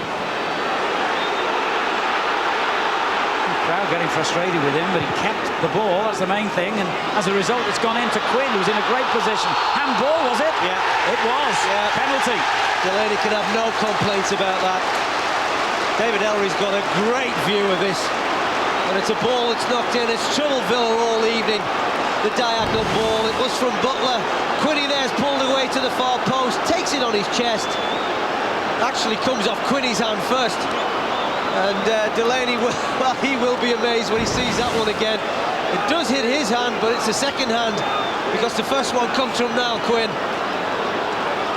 Well, a harsh verdict perhaps in the way it happened, but Mr. Ellery did not have any hesitation, and Kevin Phillips has a great chance here to bring Sunderland level.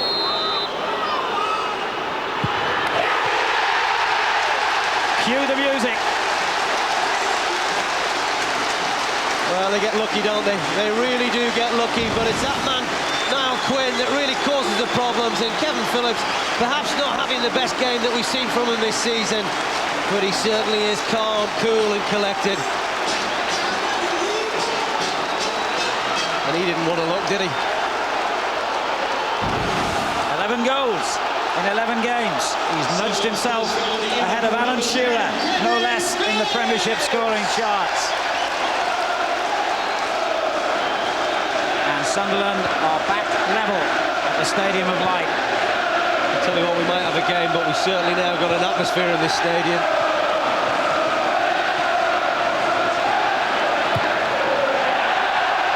Well, I'm sure when we look back later in the programme on that penalty incident, Delaney will have a fair case to say he knew very little about the ball striking him. Well, for me, if David Ellery's seen the handball from Delaney, he's got to have seen the handball from Quinn, because that's actually his eye line. But I guess he would disagree. And he only saw the handball from Delaney. He certainly does handle it, but with Quinny's hand, it was on it first. And here's Merson breaking for Villa. Game on now. Did well just to keep that in play. Well, by the standards of this stadium, it was a rather subdued first half, but the teams are making up for it in the second. And so the crowd now. Dublin's little flick on, straight through to Sorensen.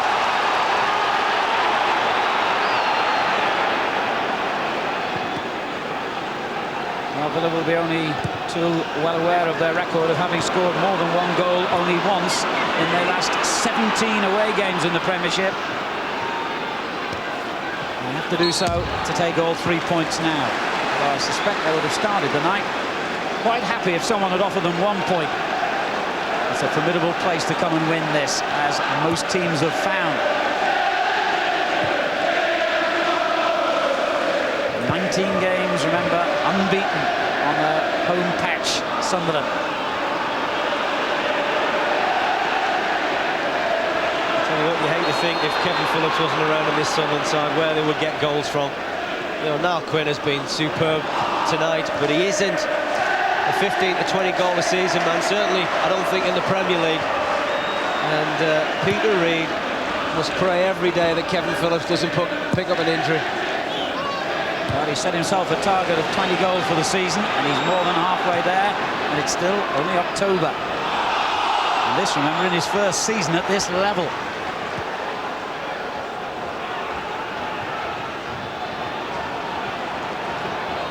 Villa have picked up well, lifted the pace here.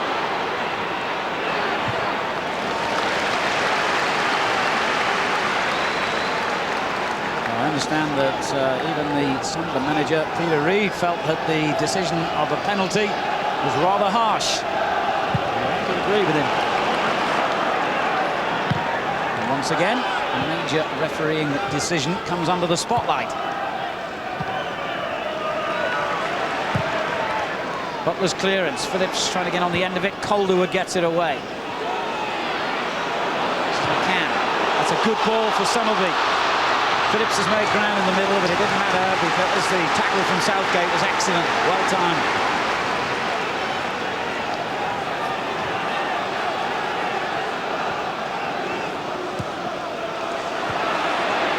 Somerby. David James took it well again. Certainly the pace has gone up a notch or two, and David James just feeling the full weight of a challenge from Niall Quinn. It's really Villa now have certainly got to just calm things down, just try and get the ball into Paul Merson's feet. He'll hold the ball up for them. Which he did then to find Boateng. Now Colin Calderwood.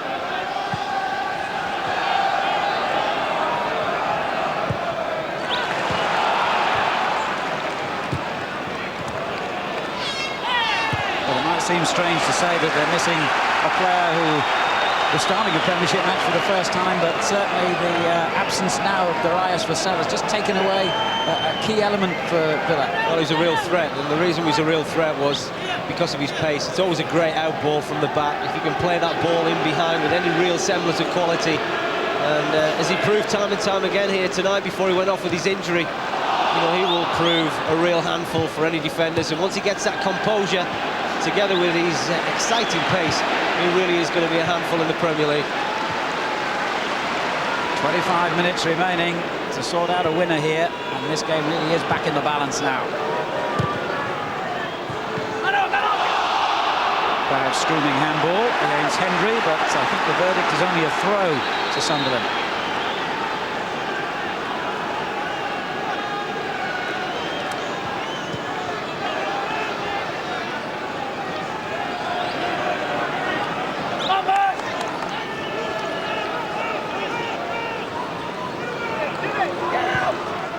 Taking no risks, quite rightly. Very consistent player, Paul Butler. Sorensen launches it onto the head of Quinn. Gareth Barry intercepts. Now Thompson. Merson. Oh, just did enough to get it away from his former Highbury clubmate. Merson doing well, though, to find Barry on a great mazy run here. And Sunderland were caught all over the place for a moment then. Oh, it's a hugely ambitious run, isn't it, from Gareth Barry. Does so well, but once again Merson, the player that links little bits and pieces, superb little through ball. Barry being very positive, going at this Sunderland back four. He's a little bit unfortunate.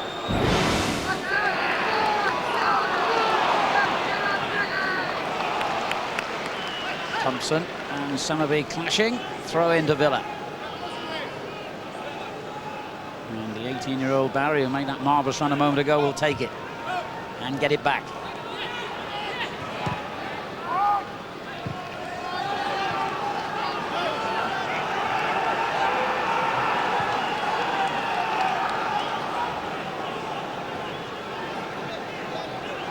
Looking for Dublin this time, and again he won the flick on. Quinn did brilliantly here. McCann takes it on.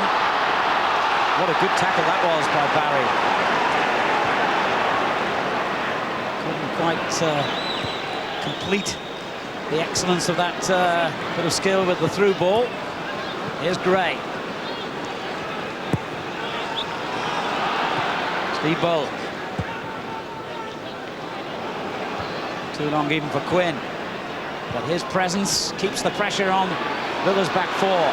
Phillips.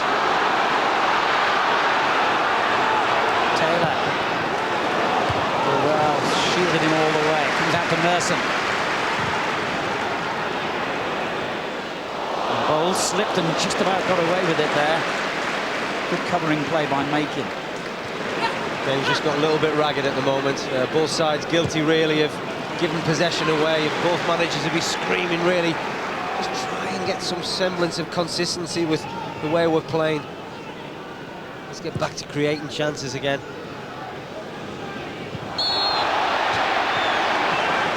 Old-fashioned tangle there between Barry and Somerby. Ends in a free kick to Sunderland.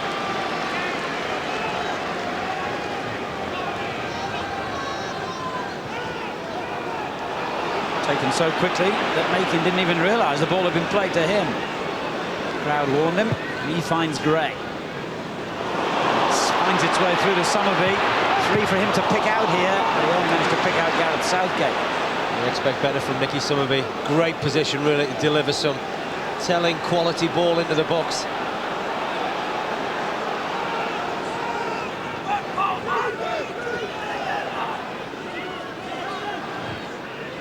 Makin looks for Phillips. Clear by Delaney, only as far as Gray. This is Steve Bowl.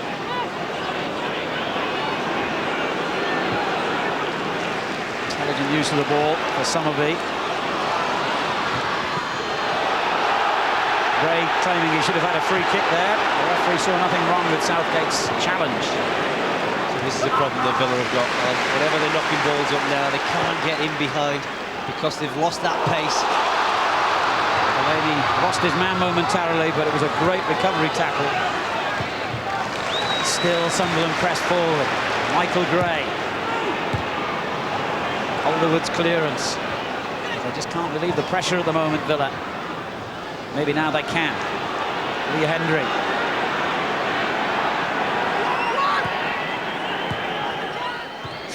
Ooh, there's a tricky little ball there to Thompson.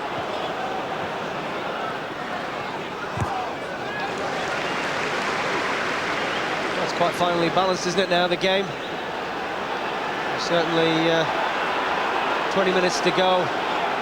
Either side really can nick this because there's plenty of potential for both teams to go on and win the match from here. Calderwood. Headed away by Butler.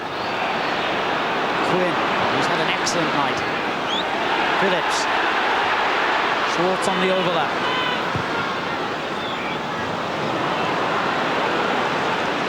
Very composed defending again by Villa. This is Merson for that. Tang outside, and he's got some work to do to catch that, though. The pace of Vassell to catch that one, but great idea from Paul Merson. Very inventive from him, as you'd expect.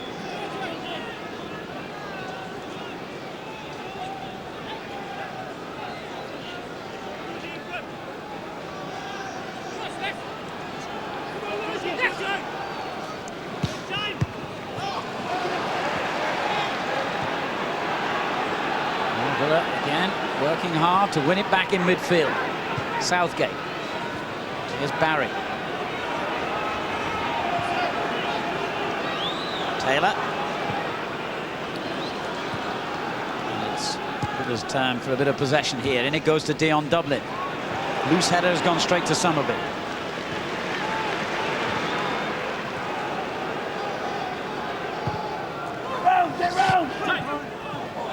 Been bowled over, but the referee saw nothing wrong.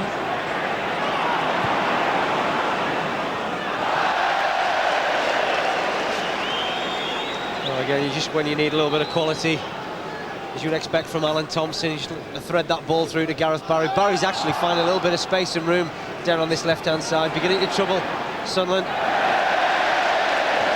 2-2's there for Dion.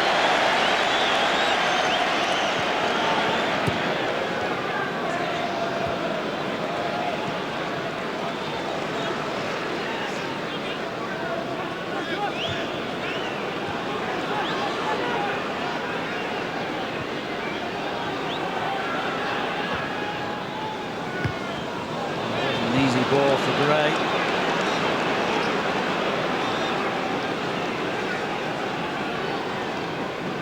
Can have another look at the penalty the incident here, Brian? Yeah, I think the ball's come in from Butler, and he pulls away Niall Quinn, and I don't think Delaney actually sees. I think he knows he's actually handled the ball, but he actually doesn't see Niall Quinn handle it, and I think that's why he didn't get too fussed with the referee. But what was quite interesting was the reaction of the other Villa players. It's, well, when he looks in, it's in, and Kevin Phillips has made them pay the penalty, literally. I'm not sure how much Delaney even realised the ball had struck his arm, but anyway, that's for debate by Andy and Richard, I'm sure, in the studio later. As Quinn finds the man who scored the penalty equaliser, Kevin Phillips. Gray's ball in, cleared by Calderwood. And it breaks here for Merson. There was always one man against the cavalry there, and the cavalry won. Phillips dispossessed. Henry showing neat composure. Boateng. Merson got the shout, and then got the return ball from Dion Dublin. Is it just too far ahead of him? Yes. Better ball he was in. Great little over from Paul Merson, looking for the same sort of quality return from Dion Dublin. Villa have it back again. Goal kick.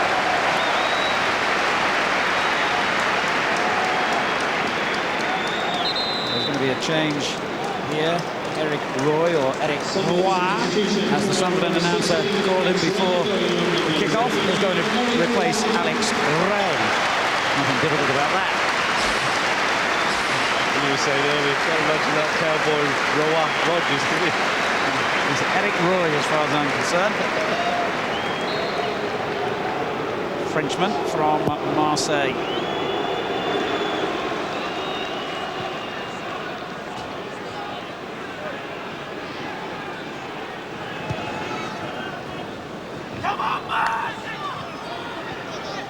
Southgate did well there. Quinn trying to block the clearance.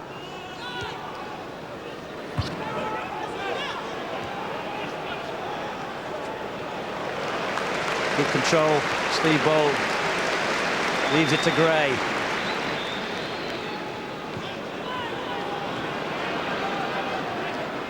And they're having their own personal game at the moment, those two. And in the end, Gray gives it back to Delaney. Dublin. Henry onto Thompson. Asking too much there of Gareth Barry. Let's remind you of the telephone number to give us your vote for tonight's man of the match. It's 09009 11 22 33. 09009 11 22 33.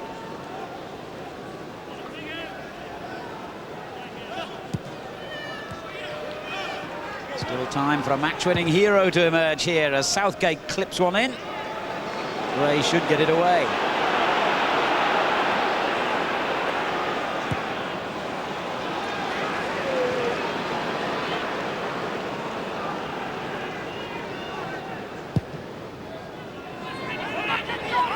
Sorensen finds Quinn, on to Summerby.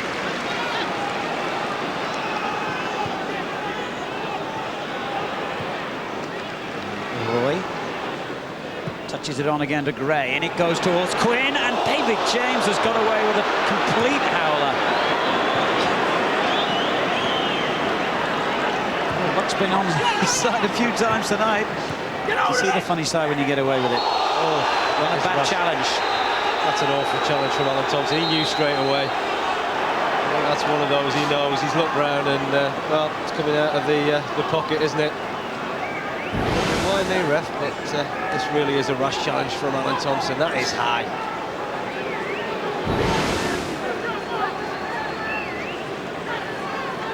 Not unlike the Kevin Davies tackle of the weekend, which led to a red card. Alan Thompson gets a yellow.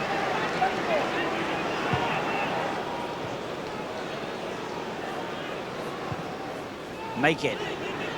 Quinn, the towering header down to Phillips. Couldn't quite turn it on. Well, once again, when he's the threat, whenever that ball has gone into the box, Villa really have struggled to cope with him. I suppose anybody really would struggle when you've got the immense height that he possesses. Our problem now for Villa An optimistic shout for another penalty from the fans behind that goal. No way.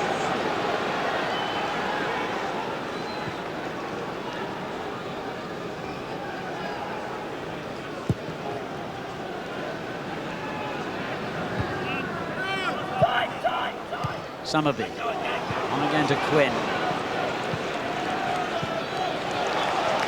Southgate's had a very steady night.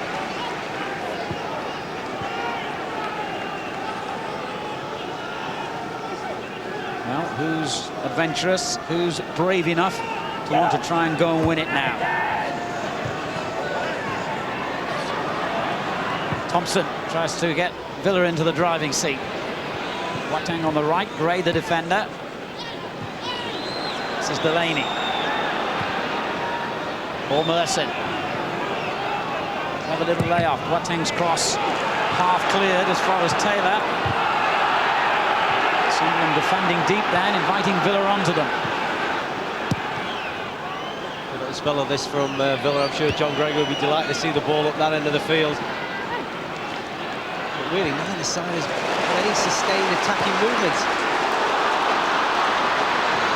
Phillips forced wide, but takes on Calderwood anyway, and knows that Quinn's going to be on the far post, down for Summerby. It was just enough of a tackle there by Colin Calderwood to stop him getting a shot on target. Just as enough, doesn't he, Gareth Southgate? Super ball from Kevin Phillips. Quinny, as he's done all night, just looking at a deft layoff, and there you can see Gareth Southgate just gets a little knock for his trouble, as does Nicky Summerby, but that's a wonderful block, just as enough to put Nicky Summerby off, never quite able to set himself. Yeah, didn't give him credit there. Southgate, not Calderwood, who made the block. And he's feeling the effects.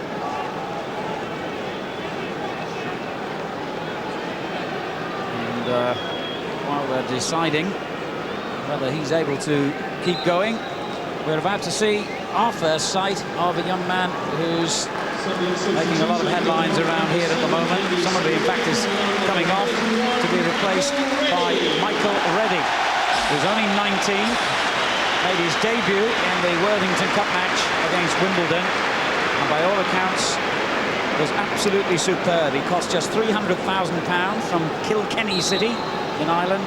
And Peter Reid, who's not a bad judge of a player, says he's the most exciting young player he's ever been involved with. Not much expectations, then. Foul there on Dion Dublin. Free kick to Aston Villa into the last 10 minutes.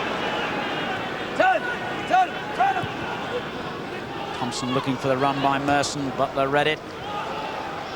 Making under pressure from Thompson. Which way does he go? The right way. Well, the trick now for Sunderland is to try and get ready into the game as quickly as possible. Only 9 minutes left in this match. He is skillful, he's very direct. He loves to take players on. But can Sunderland get the ball out to him enough that he can cause problems for Gareth Barry? Well, they certainly are showing great adventure now. Sunderland with a three-man attack.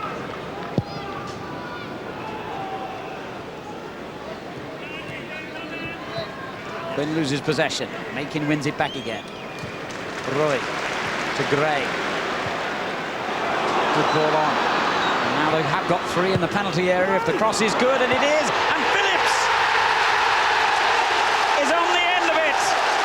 And Sunderland are in the lead.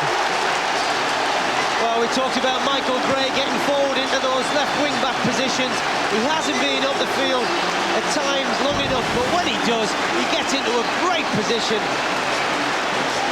And Stefan Schwartz is the player that finally knocks the cross in. Well, you've really got to think there's some sloppy marking, really, from Villa. And Kevin Phillips, not the tallest, gets between Calderwood and Southgate. A great ball in from Schwartz, and Phillips does the rest. David James, no chance whatsoever. Great move from Sunderland and a great finish from Phillips. Well, if anyone had any doubts whether he could make the step up to Premiership level, they can forget it. He has, and in some style. 12 goals, and Kevin Phillips has turned this game around now for Sunderland. That was a header that now Quinn would have been proud of. Buried into the back of the Aston Villa net. And the man who got 25 goals in 32 games last season, even when he missed 4 months with a broken toe, has just carried on scoring goals in the Premiership. He broke Brian Clough's post-war record, of course, the previous season with 35 goals. And his record now is 72 in 91 appearances. Well, there's going to be a couple of substitutions. Steve Stone, Geordie himself about to come on for Villa. And to huge applause, Kevin Ball is going to come on for Sunderland. Well, Ball will just be coming up to short things up in midfield. Now they're 2-1 ahead, 7 minutes to go. Ball will just sit in there, make tackles, make simple passes, and really just make sure that they don't really concede anything now as time is running away from Villa. And to rather less of a warm reception, Steve Stone, born in fact in nearby Gateshead, comes on. Don't let you forget, do they? No, forgiving they are not.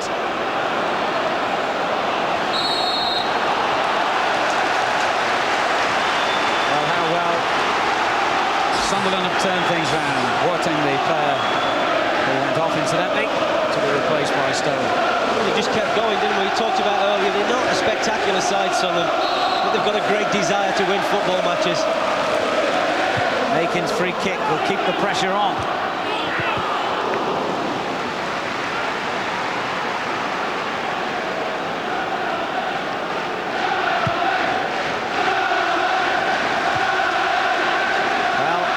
Sunderland, if they hold on to this lead in the last 5 minutes, will go up to 3rd in the Premiership. Just a point behind Manchester United, 2 points behind the leaders, Leeds United.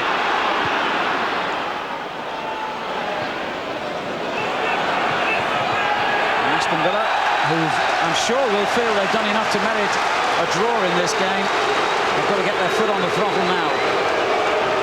Sunderland have got a little bit lucky. They got lucky with a penalty, but certainly the second goal is no doubt whatsoever. We talked about them getting to these wide areas and deliver quality balls in, and that is quality.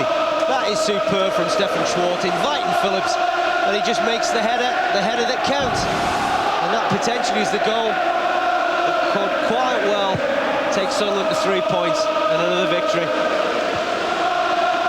What a marvellous inspiration he is for all players playing outside the professional ranks, as has been well documented, stacking shelves and playing for Baldock Town, I think it was, just a handful of years ago, and he's gone on and risen through the leagues. Watford, Sunderland, England, top scorer in the Premiership now. Fantastic story. Well, you wouldn't deny him, would you? He has come the hard way, but he's beginning to reap these rewards. And as you rightly say, you know, it's a great example to any youngster that perhaps doesn't make it first time around. He certainly didn't at Southampton, but got another chance. Stefan Schwartz, who's had a quiet game, but who delivered a magnificent cross to Phillips' second, possibly winning goal. Well, that's where they've missed Vassal's pace, haven't they? Whenever they've looked to play those balls over the top. Paul Merson and Dion Dublin, different types of players, got different types of qualities. And Villa has certainly missed Vassal's strength and pace in those areas. I'm not sure the Irish teenager Michael Reddy has even touched the ball yet, but he might get a winning bonus. The other Irishman, Quinn, dispossessed.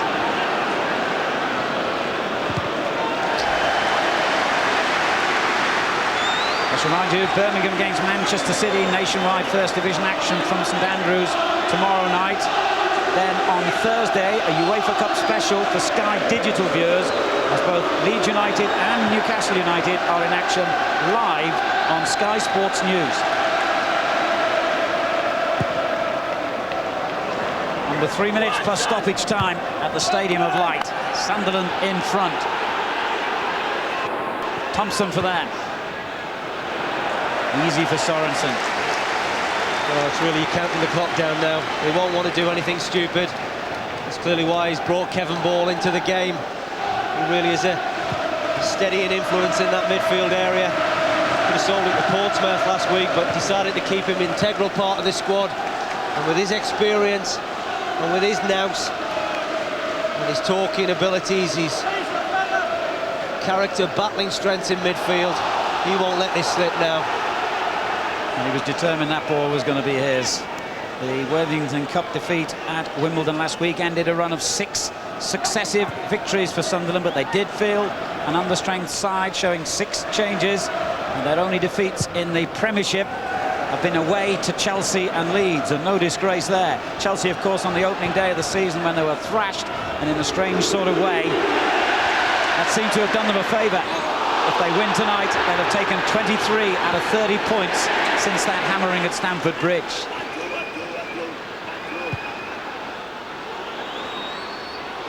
Quinn keeping the threat going here. Southgate slipped. Now Kenny gets his first touch. Oof! And it could have been a goal. That's a young man with plenty of confidence, isn't it? He hasn't had too many chances to shine so far, but he let rip there, nice and far away. Certainly enough to trouble David James. Well, Michael Reddy, with his first touch in Premiership football, might well have had a goal. I don't recall him touching the ball before that. Schwartz took a knock in the build-up to that attack. He's ready to come back, as you can see. As we have reached the final minute here.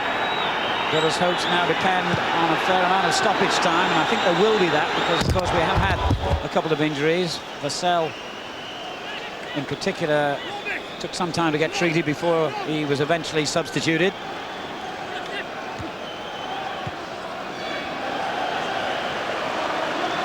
Well, a frustrating night for John Gregory and Aston Villa if they can't get level here. Not too many teams managed to take the lead at the Stadium of Light. They did, but they couldn't hold on to it. And when they thought they were going to get a well-earned draw, even that seems to have been snatched away. There will be 4 minutes of stoppage time. You can tell by the gasp of astonishment and disgust from the home fans. It's rather longer than they would have wanted.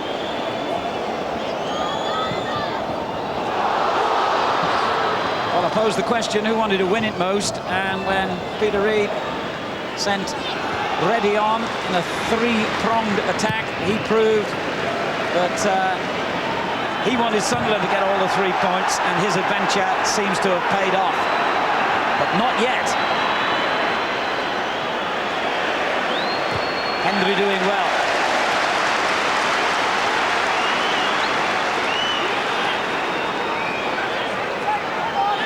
Been so much better in the second half. Steve Stone. Got to make a bit of ground. Another throw.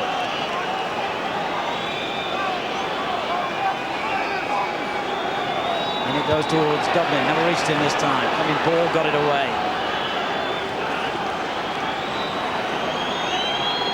Lowry looks again for Dublin.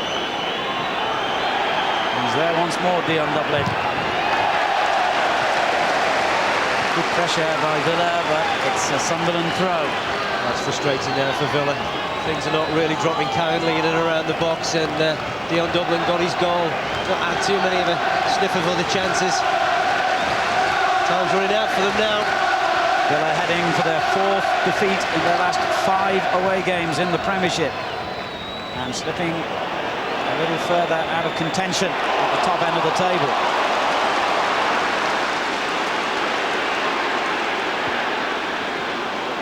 Schwartz just holding it up intelligently before feeding the ever-ready Gray.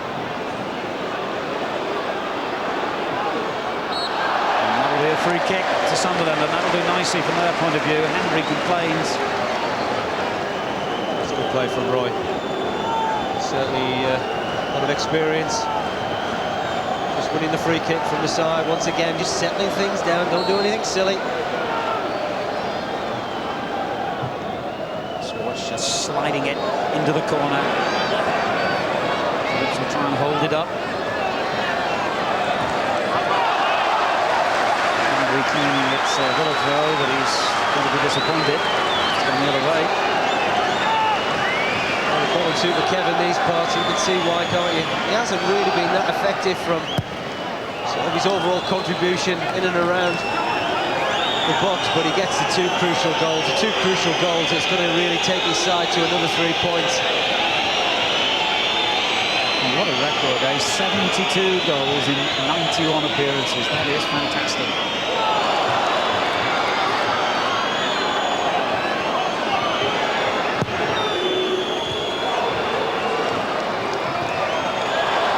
Good football by Sunderland. Gray in possession. And they won another throw, and that'll do nicely again. They just want to keep it in that corner, keep it away from Villa. In their own half of the field, but it's been presented back to Dublin. He did well to find Merson. This might be the last throw of the dice here for Villa. Thompson back to Dublin. Bold with a great header away. It breaks to Steve Stone. Good tackle. Crowd enjoyed that.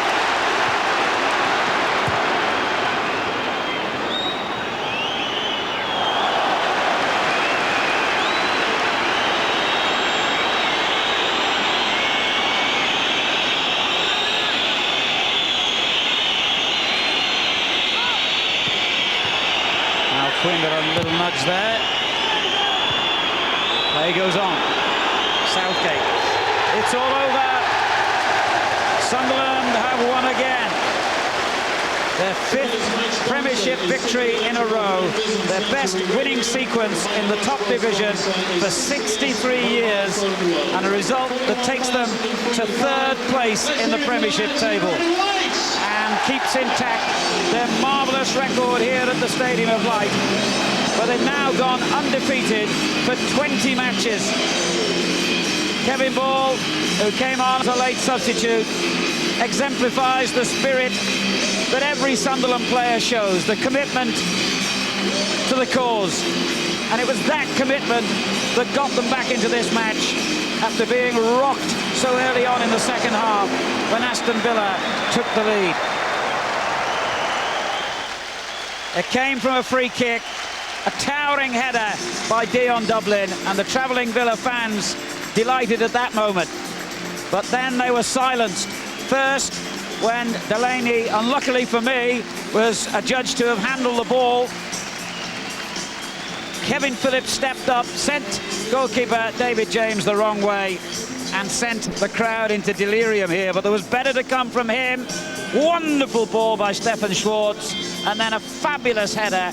Kevin Phillips scoring his 12th goal of this new Premiership season, enough to give his team all 3 points, and a final scoreline of Sunderland 2, Aston Villa 1. We'll get Andy's thoughts very shortly. Also reaction from the Stadium of Light, where Sunderland tonight have beaten Aston Villa by 2-1.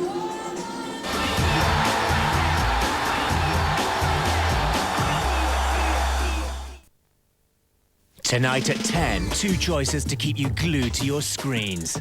You thought you'd seen it all. British Sex takes a trip on the Love Boat. They can do whatever they want. And meets the man who makes porn movies for himself. I'm gonna go through with this. No woman's gonna last a week. I don't care who she is. On Sky Premier, failure is not an option for Demi Moore as she battles against the odds. Just treat me the same, no better, no worse. G.I. Jane. I'm not playing games. Continue your evening with Sky One or Sky Premier tonight at 10. Pentium 3 processor owners, we've designed a website especially for you. Intel's Web Outfitter service. Everything you need for a great internet experience. You can enjoy great music sites, improve the quality of your pictures, and access tips and tools to make the most of the internet. Intel's Web Outfitter service. Get it now, free at intel.co.uk.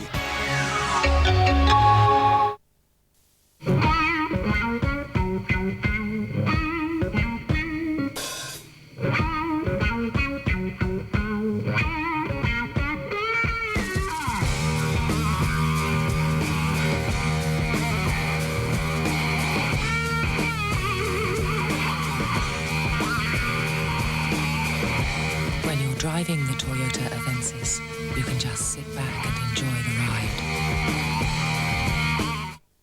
ride. On behalf of yet another manager, I'd like to say thank you. On behalf of football, I'd like to say, hey, can you lot stop playing LMA manager? Come back, the real game needs you.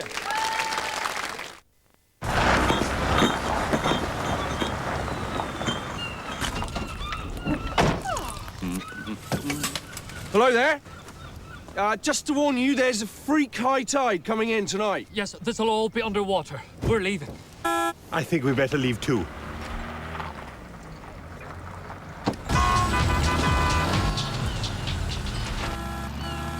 Smirnoff Ice, as clear as your conscience.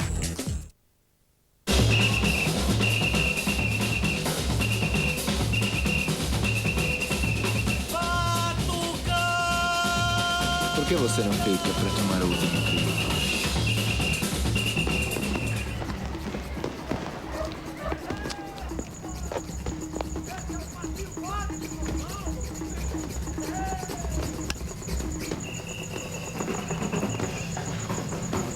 Ah, que bom.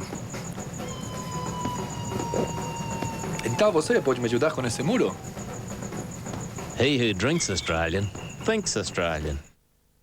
Kit Ramsey is the biggest action star in the world. You bring me Kit Ramsey, and you got yourself a picture. Bobby Bowfinger, get off the property, has the next best thing. Steve Martin. So when I yell action, you are going to run from over there to over here. Eddie Murphy. From the producer of The Nutty Professor. Awesome. Bowfinger.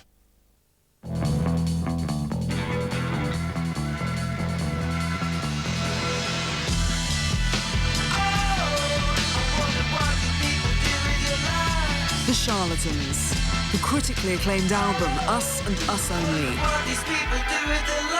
Out now.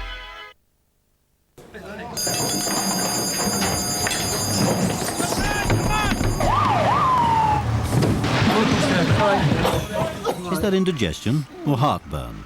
Or worse, is it both? That's why Rennie developed new Rennie Duo. Its new...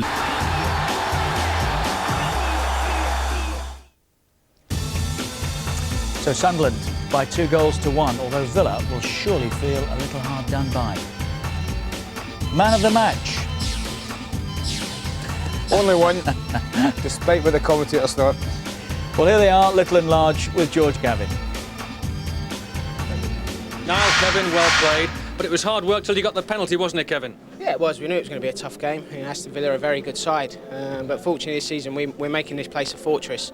And the first half we weren't on form, but second half we put in a great display. And I think we run out deserved winners in the end. 12 goals now. You had a schedule for your 20? Yeah, I'm well ahead of it. You know, I always said I could score goals, give me the chances. And I didn't have an awful lot tonight, but what I did get, I put away, and that's my job.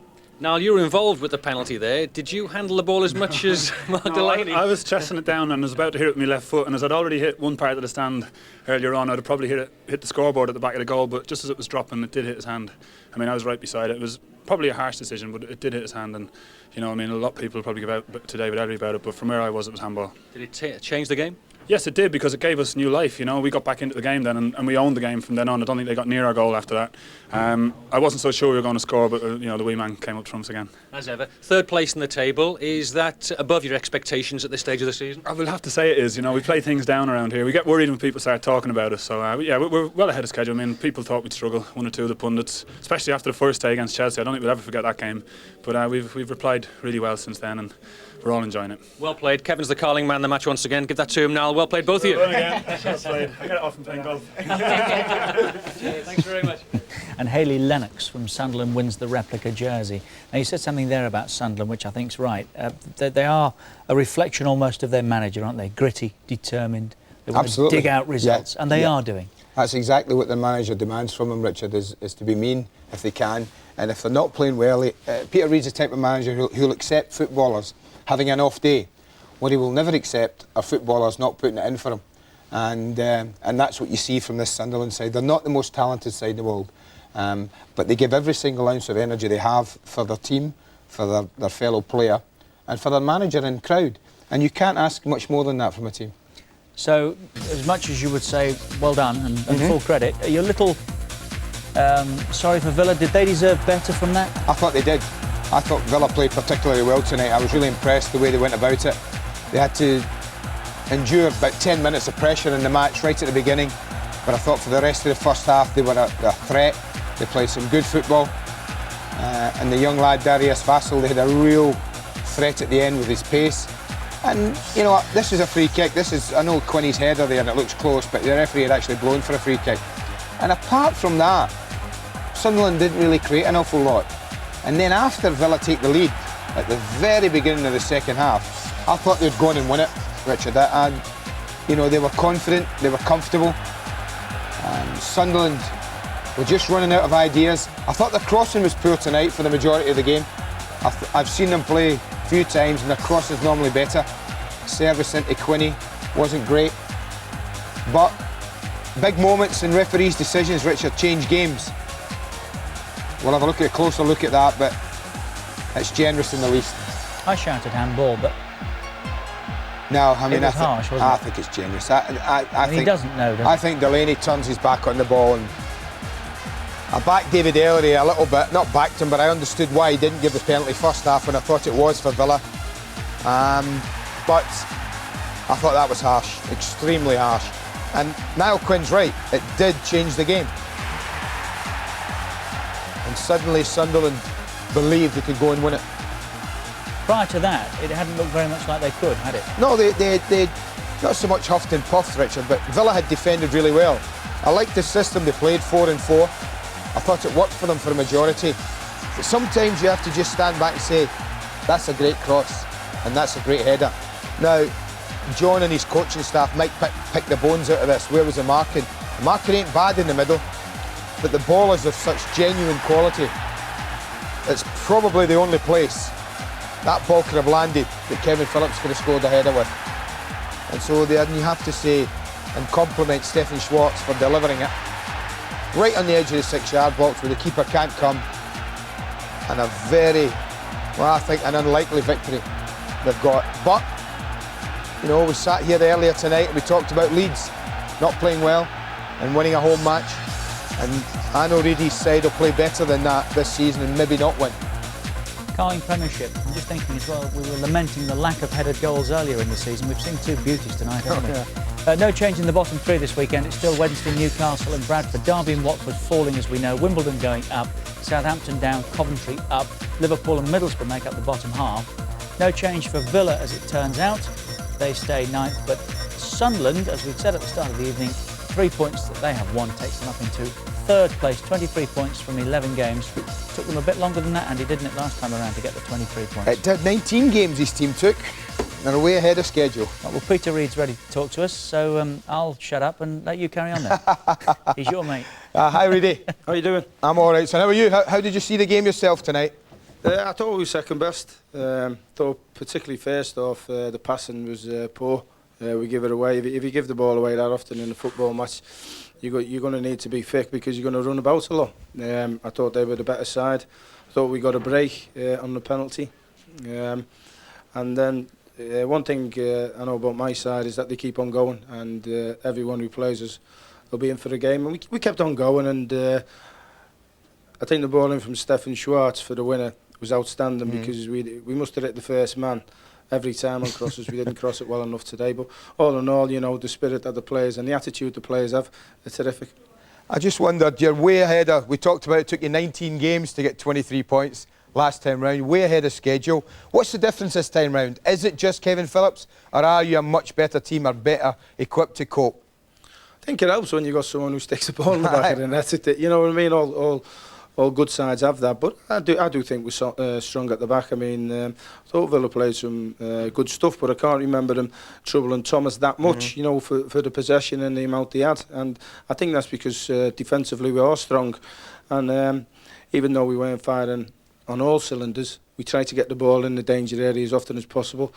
And with the likes of Quinney and Kevin feeding off him, you know, we'll give teams hard games, and that's what we aim to do. We aim to have a right good go every game, and if you got, like I said before, if you got the right attitude and get a couple of breaks, who knows? Would I be right in thinking, Reedy, you'll accept people having a bad game if they give you everything they've got? Is that your criteria? Well, if someone's on the park and he's not giving me he won't be on the park that long. I mean, I'm a great believer in that. I mean, it's funny that all the good players and great players don't half work hard, you know. What happened to you then? I said great players. All right. You were, son. Peter, I said to Andy, watching that during the second half, of course you'd take it when it's available, but did it come too soon in the development of the club last time around, your year in the Premiership? And on our Richard, it was a far greater achievement getting up at that side, because it was a bit too quick. I mean, I know what I've got now. You know, I know I've been here 4.5 years, I think, and we've built a strong squad. Last time we weren't that well equipped, and I must admit I made a few mistakes. Hopefully, like what? Like what? I didn't strengthen. I had a problem with a couple of injuries, and I thought they were going to be fit. And instead of going to get players, you know, I thought the lads were going to be fit, and that was major mistakes by me. But recovered now, and again, last time I know that you didn't have too many concerns about dropping out, and you did. This time around, surely you can't have. About going down again. No, I honestly think we're really solid. I do think we're solid, and I know what I'm getting from the players. You know, I know every week what I'm going to get, and I know that we're going to get suspensions and injuries, and I know I've got people to go in and do jobs for me when we get them. I just wonder, Peter, if the good start that you've had, the great start that you've had, is maybe giving the Sunderland faithful more expectation. Maybe they're putting pressure on you to be achieving more than you would have taken this year. Well, let me just sort that one out here now. Forget about Europe and all that. We're just gonna plug away and get that 42 points. I keep hearing that Europe. It drives me mad. But the players know what they've got to do. I mean, we've got some really difficult games coming up, and we've played against the good sides tonight.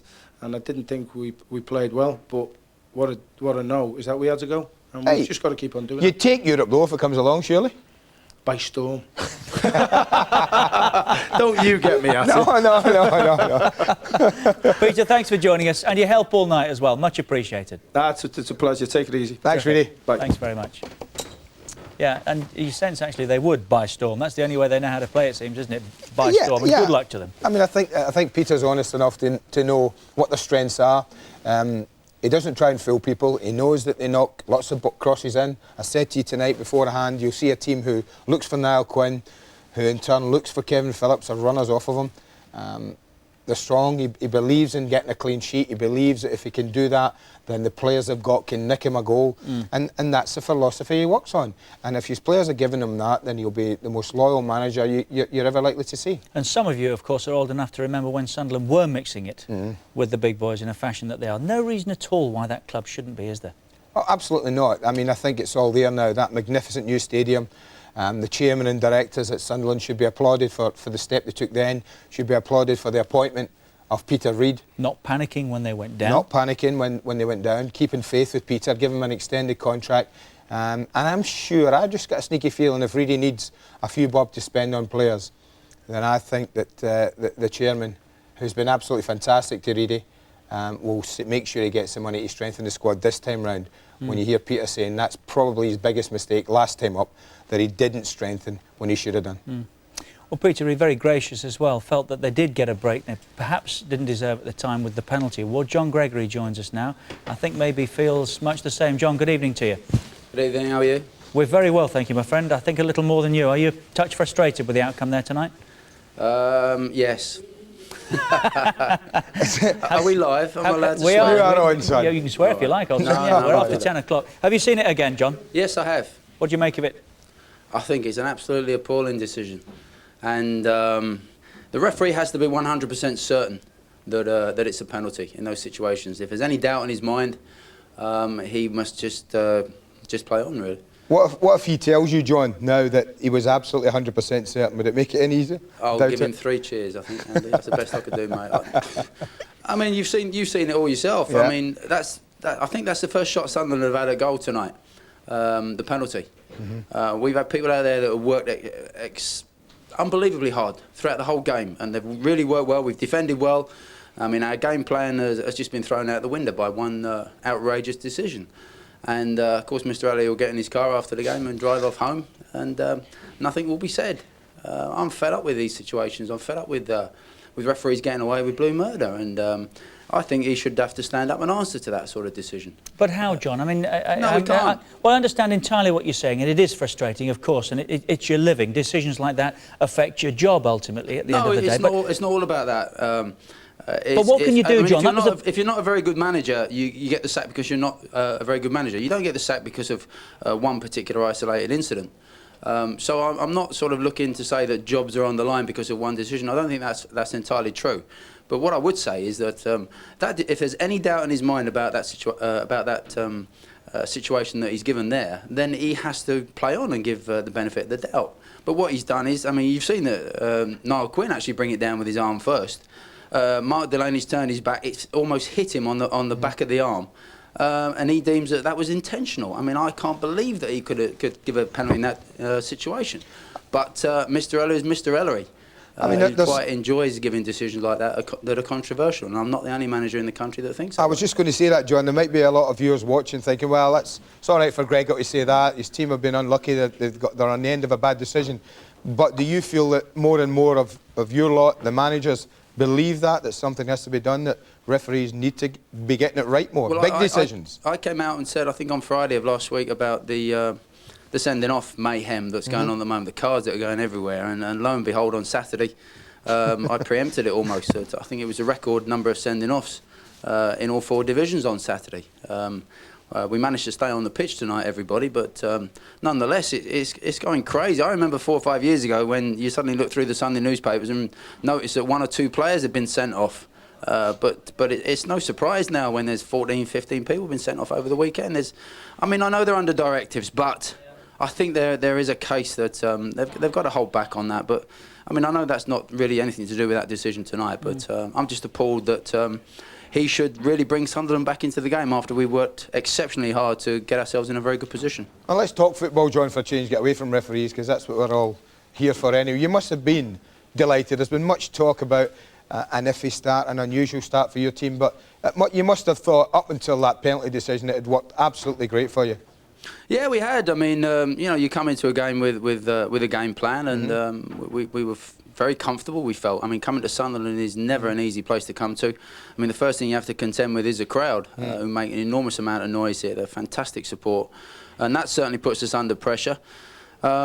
But we played very well, and I felt that we dominated the first half. Really should have made better use of the ball. Again, in the last third, Durice had a very good chance early on that he should have done better with. And it was no surprise, really, when we took the lead. I was a bit concerned that we might have upset them so early in the second half. But they did get back into the game through a penalty, as I said, that I don't think should have been given. Yeah, but other than that, I've been quite pleased the way we've been playing, Andy, to be fair.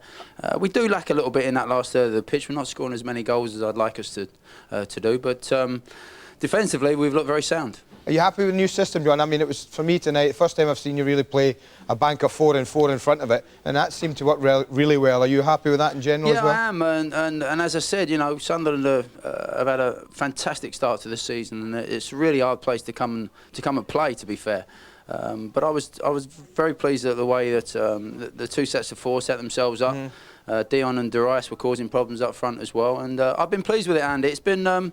It's been difficult because the majority of the players here have played that system. I think of people like Hugo and Gareth Southgate that have been here now for 4 or 5 seasons, little Alan Wright. They've all played in a 3 at the back, so it's been quite a big transformation for us. But so far it's worked okay. I just feel we need another injection possibly up front. We need another player to come in up front just to liven it up a little bit more in the last third of the pitch. John, it's been a bad enough night already, so I'm sorry to have to mention it, but you have got one, of course, back from Fulham. Are you going to get him back involved or not, Stan Collymore? No. What is the future for Stan at Aston Villa? Well, there is no real future for Stan at Aston Villa. I think I've made that stand. I've made that quite clear. I honestly feel that I've given plenty of chances for Stan to you know, sort of reignite really his career at Villa, and it hasn't happened. And I don't see that I should change now. You know, I think I've moved on from that, and I need to move on with the boys I got. As you saw tonight, we've got a tremendous dressing room, tremendous spirit amongst the lads, and I'm not going to upset that for anybody. All right, well, John, listen, thank you very much as usual for your honesty. Thank you very much. I'm in trouble again. No, you're not, son. Can you lend me a few, Bob? Not here. I'll take the blame. Cheers, John. Thank you very much. John. John Gregory, understandably a little frustrated with the outcome tonight, but proud in many ways of his team. We'll have a look back on some of the major talking points when we come back, because we're not finished yet. on the Monday Night Football.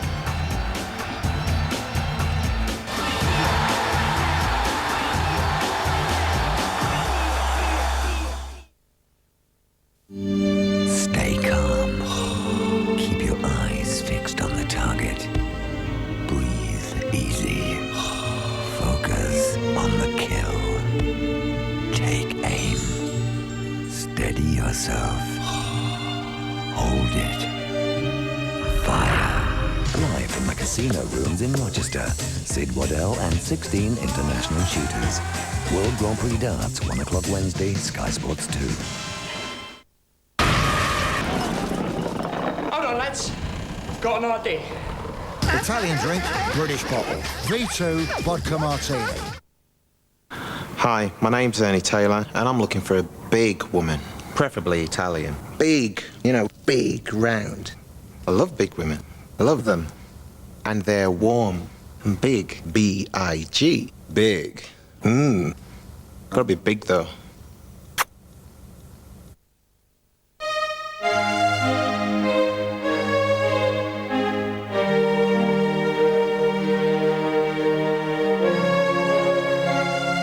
Does cannabis relieve pain? The House of Lords has authorised clinical trials to find out. As soon as they know, you will. Watch Discovery today, the brand new show about all the latest discoveries, every weeknight on the Discovery Channel. Join the fun with Old El Paso's new Nachos Kit. Enjoy the taste of authentic nachos. New Nachos Kit from Old El Paso.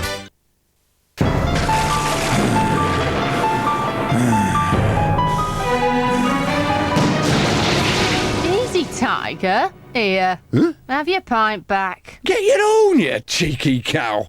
And you lot can clear off and all.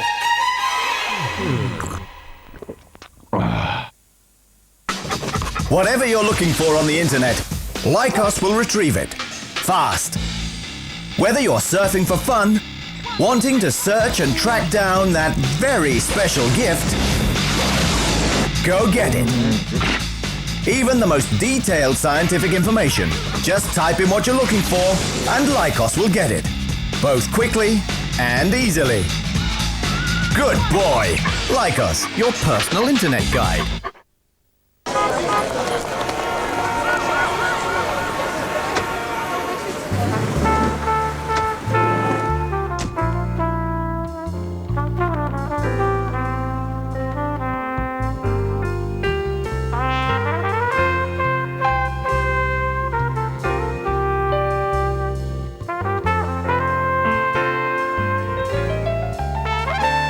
Chrysler Voyager. Quality time.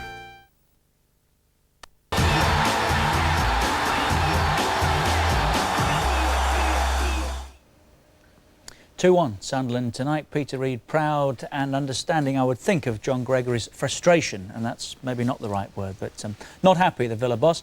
Let's have a look back on the major incidents then. Early goal in the second half of Villa from Dion Dublin. Typical Dublin. Typical Dublin, great movement. I've got them circled here, Richard. Dublin, this is Dion here, his marker, red here. Now just watch what happens. They're all marked up ahead of them in here and in here. So just watch Dion's movement and watch his marker. His marker's too far. It should be here a bit there, Richard. Should be a lot closer.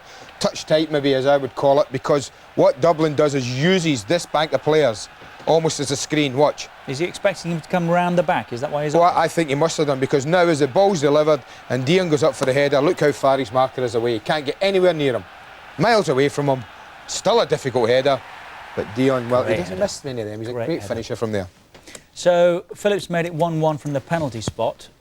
Controversially, what angle have you got of it? We've got a great angle of it, Richard. The lads have sent it down from Sunderland. We can have a look at it. It shows what Mr. Ellery saw. It shows what John Gregory was saying, that the referee must be 100% before he gives a penalty. Now, as he brings it down, look at that. We couldn't have asked for a better view of that. There's Delaney. There's Quinn. It drops almost blind. I mean, I can barely see the ball. And then suddenly the ball goes off at an angle. I mean, there's lots of hands go up behind. Whether they influence the referee, I don't know. But I don't think... I backed him at half-time. I said, unless he was 100% with the Vassell penalty, he couldn't give it. I honestly don't think he could have been 100% there. The winning goal, I think a lot of people admired, and Villa couldn't have had any complaints about it. That was a great goal. Peter Reid talked about the crossing. It was poor. It was poor for Sunderland standards, but this is the cross of the match. There isn't a doubt about that. And they just get caught. They just got caught a little overloaded here, Villa, for about the first time in the match in midfield, and Sunderland spring it quickly, and that just gives Schwartz. But watch Phillips. First of all, when it goes there, Richard, he sprints just in case it comes early. But watch him when it doesn't come early. Just check his run. There he goes. But suddenly, hold on a minute, put the brakes on, and then he's in again. It was a wonderful ball, and I'll see it again. I really didn't expect once he had gotten there, he was going to miss it. You haven't got 11 goals before this one and missed this. Fantastic ball from Schwartz and a brilliant header. They lose him, are they going to struggle a bit? If? Swings and roundabouts, I suppose. Let's just say, I don't think they have another player that will score the type of goals or the amount of goals at Sunderland if he's out. Right. I'm not saying they can struggle. They might just nick the odd one, but they haven't got another Kevin Phillips, let me put it Villa? that way. I was impressed with Villa. I have to say, you read a lot about Aston Villa and the problems that they've had. They didn't have a lot of problems tonight, apart from one or two big decisions that went not in their favour. And think, had they done, Villa might be coming away from the Stadium of Light with a very rare victory up there. I think John's got more positive things, more plus things to look at tonight than he has negative. And I thought they gave a really good account of themselves. They had a nice balance to the side. I liked the 4 away from the 5. I think that's the way ahead for Aston Villa, back 4. With a midfield 4 in front of them. I think it gives them better options, gives them a better balance. And then doubling with either Vassels or Joachim or Merson or the new guy that John Gregory's trying to bring in. But it won't be Stan Collymore. I was just about to say, it was fairly indecisive about Stan there, wasn't it? What is the future for Stan Collymore, for goodness sake, to be serious? Because there isn't one at Villa, is there? There's definitely not one at Villa, and John was absolutely right. John Gregory gave him more second chances than any player was entitled to, and was continually let down by the player. And his patience has run out, and he doesn't want Stan upsetting the dressing room again. I think he's absolutely 100% right there. What the future is for Stan Collymore, only Stan Collymore can answer that question, and only Stan Collymore can answer that question with his actions, Richard, not his words, his football actions. So tonight on the Monday Night Football, Sunderland have won again to go third. We have more football, of course, tomorrow night from the First Division. Unusually for a Tuesday night, but it's quite a game. Birmingham against Manchester City, 7:30 start, Sky Sports 2 and Sky Sports Extra, which of course means it's interactive again. That's tomorrow night, Birmingham and Manchester City. And Thursday night, we continue with our UEFA Cup coverage. 2 games, 1 channel for Sky Digital viewers. Leeds and Newcastle United, both in action. We start at 7 o'clock on Sky Sports News. That's 2 matches, 1 channel for Sky Digital viewers on Thursday night. Second round, first leg, UEFA Cup ties. This evening, we've heard John Gregory say that Stan Collymore has no future at all at Aston Villa. Very upset about what happened to his team tonight. Peter Reid, gracious, but absolutely delighted that Sunderland, once again, are third in the Premiership. From both of us, it's good night. See you next time.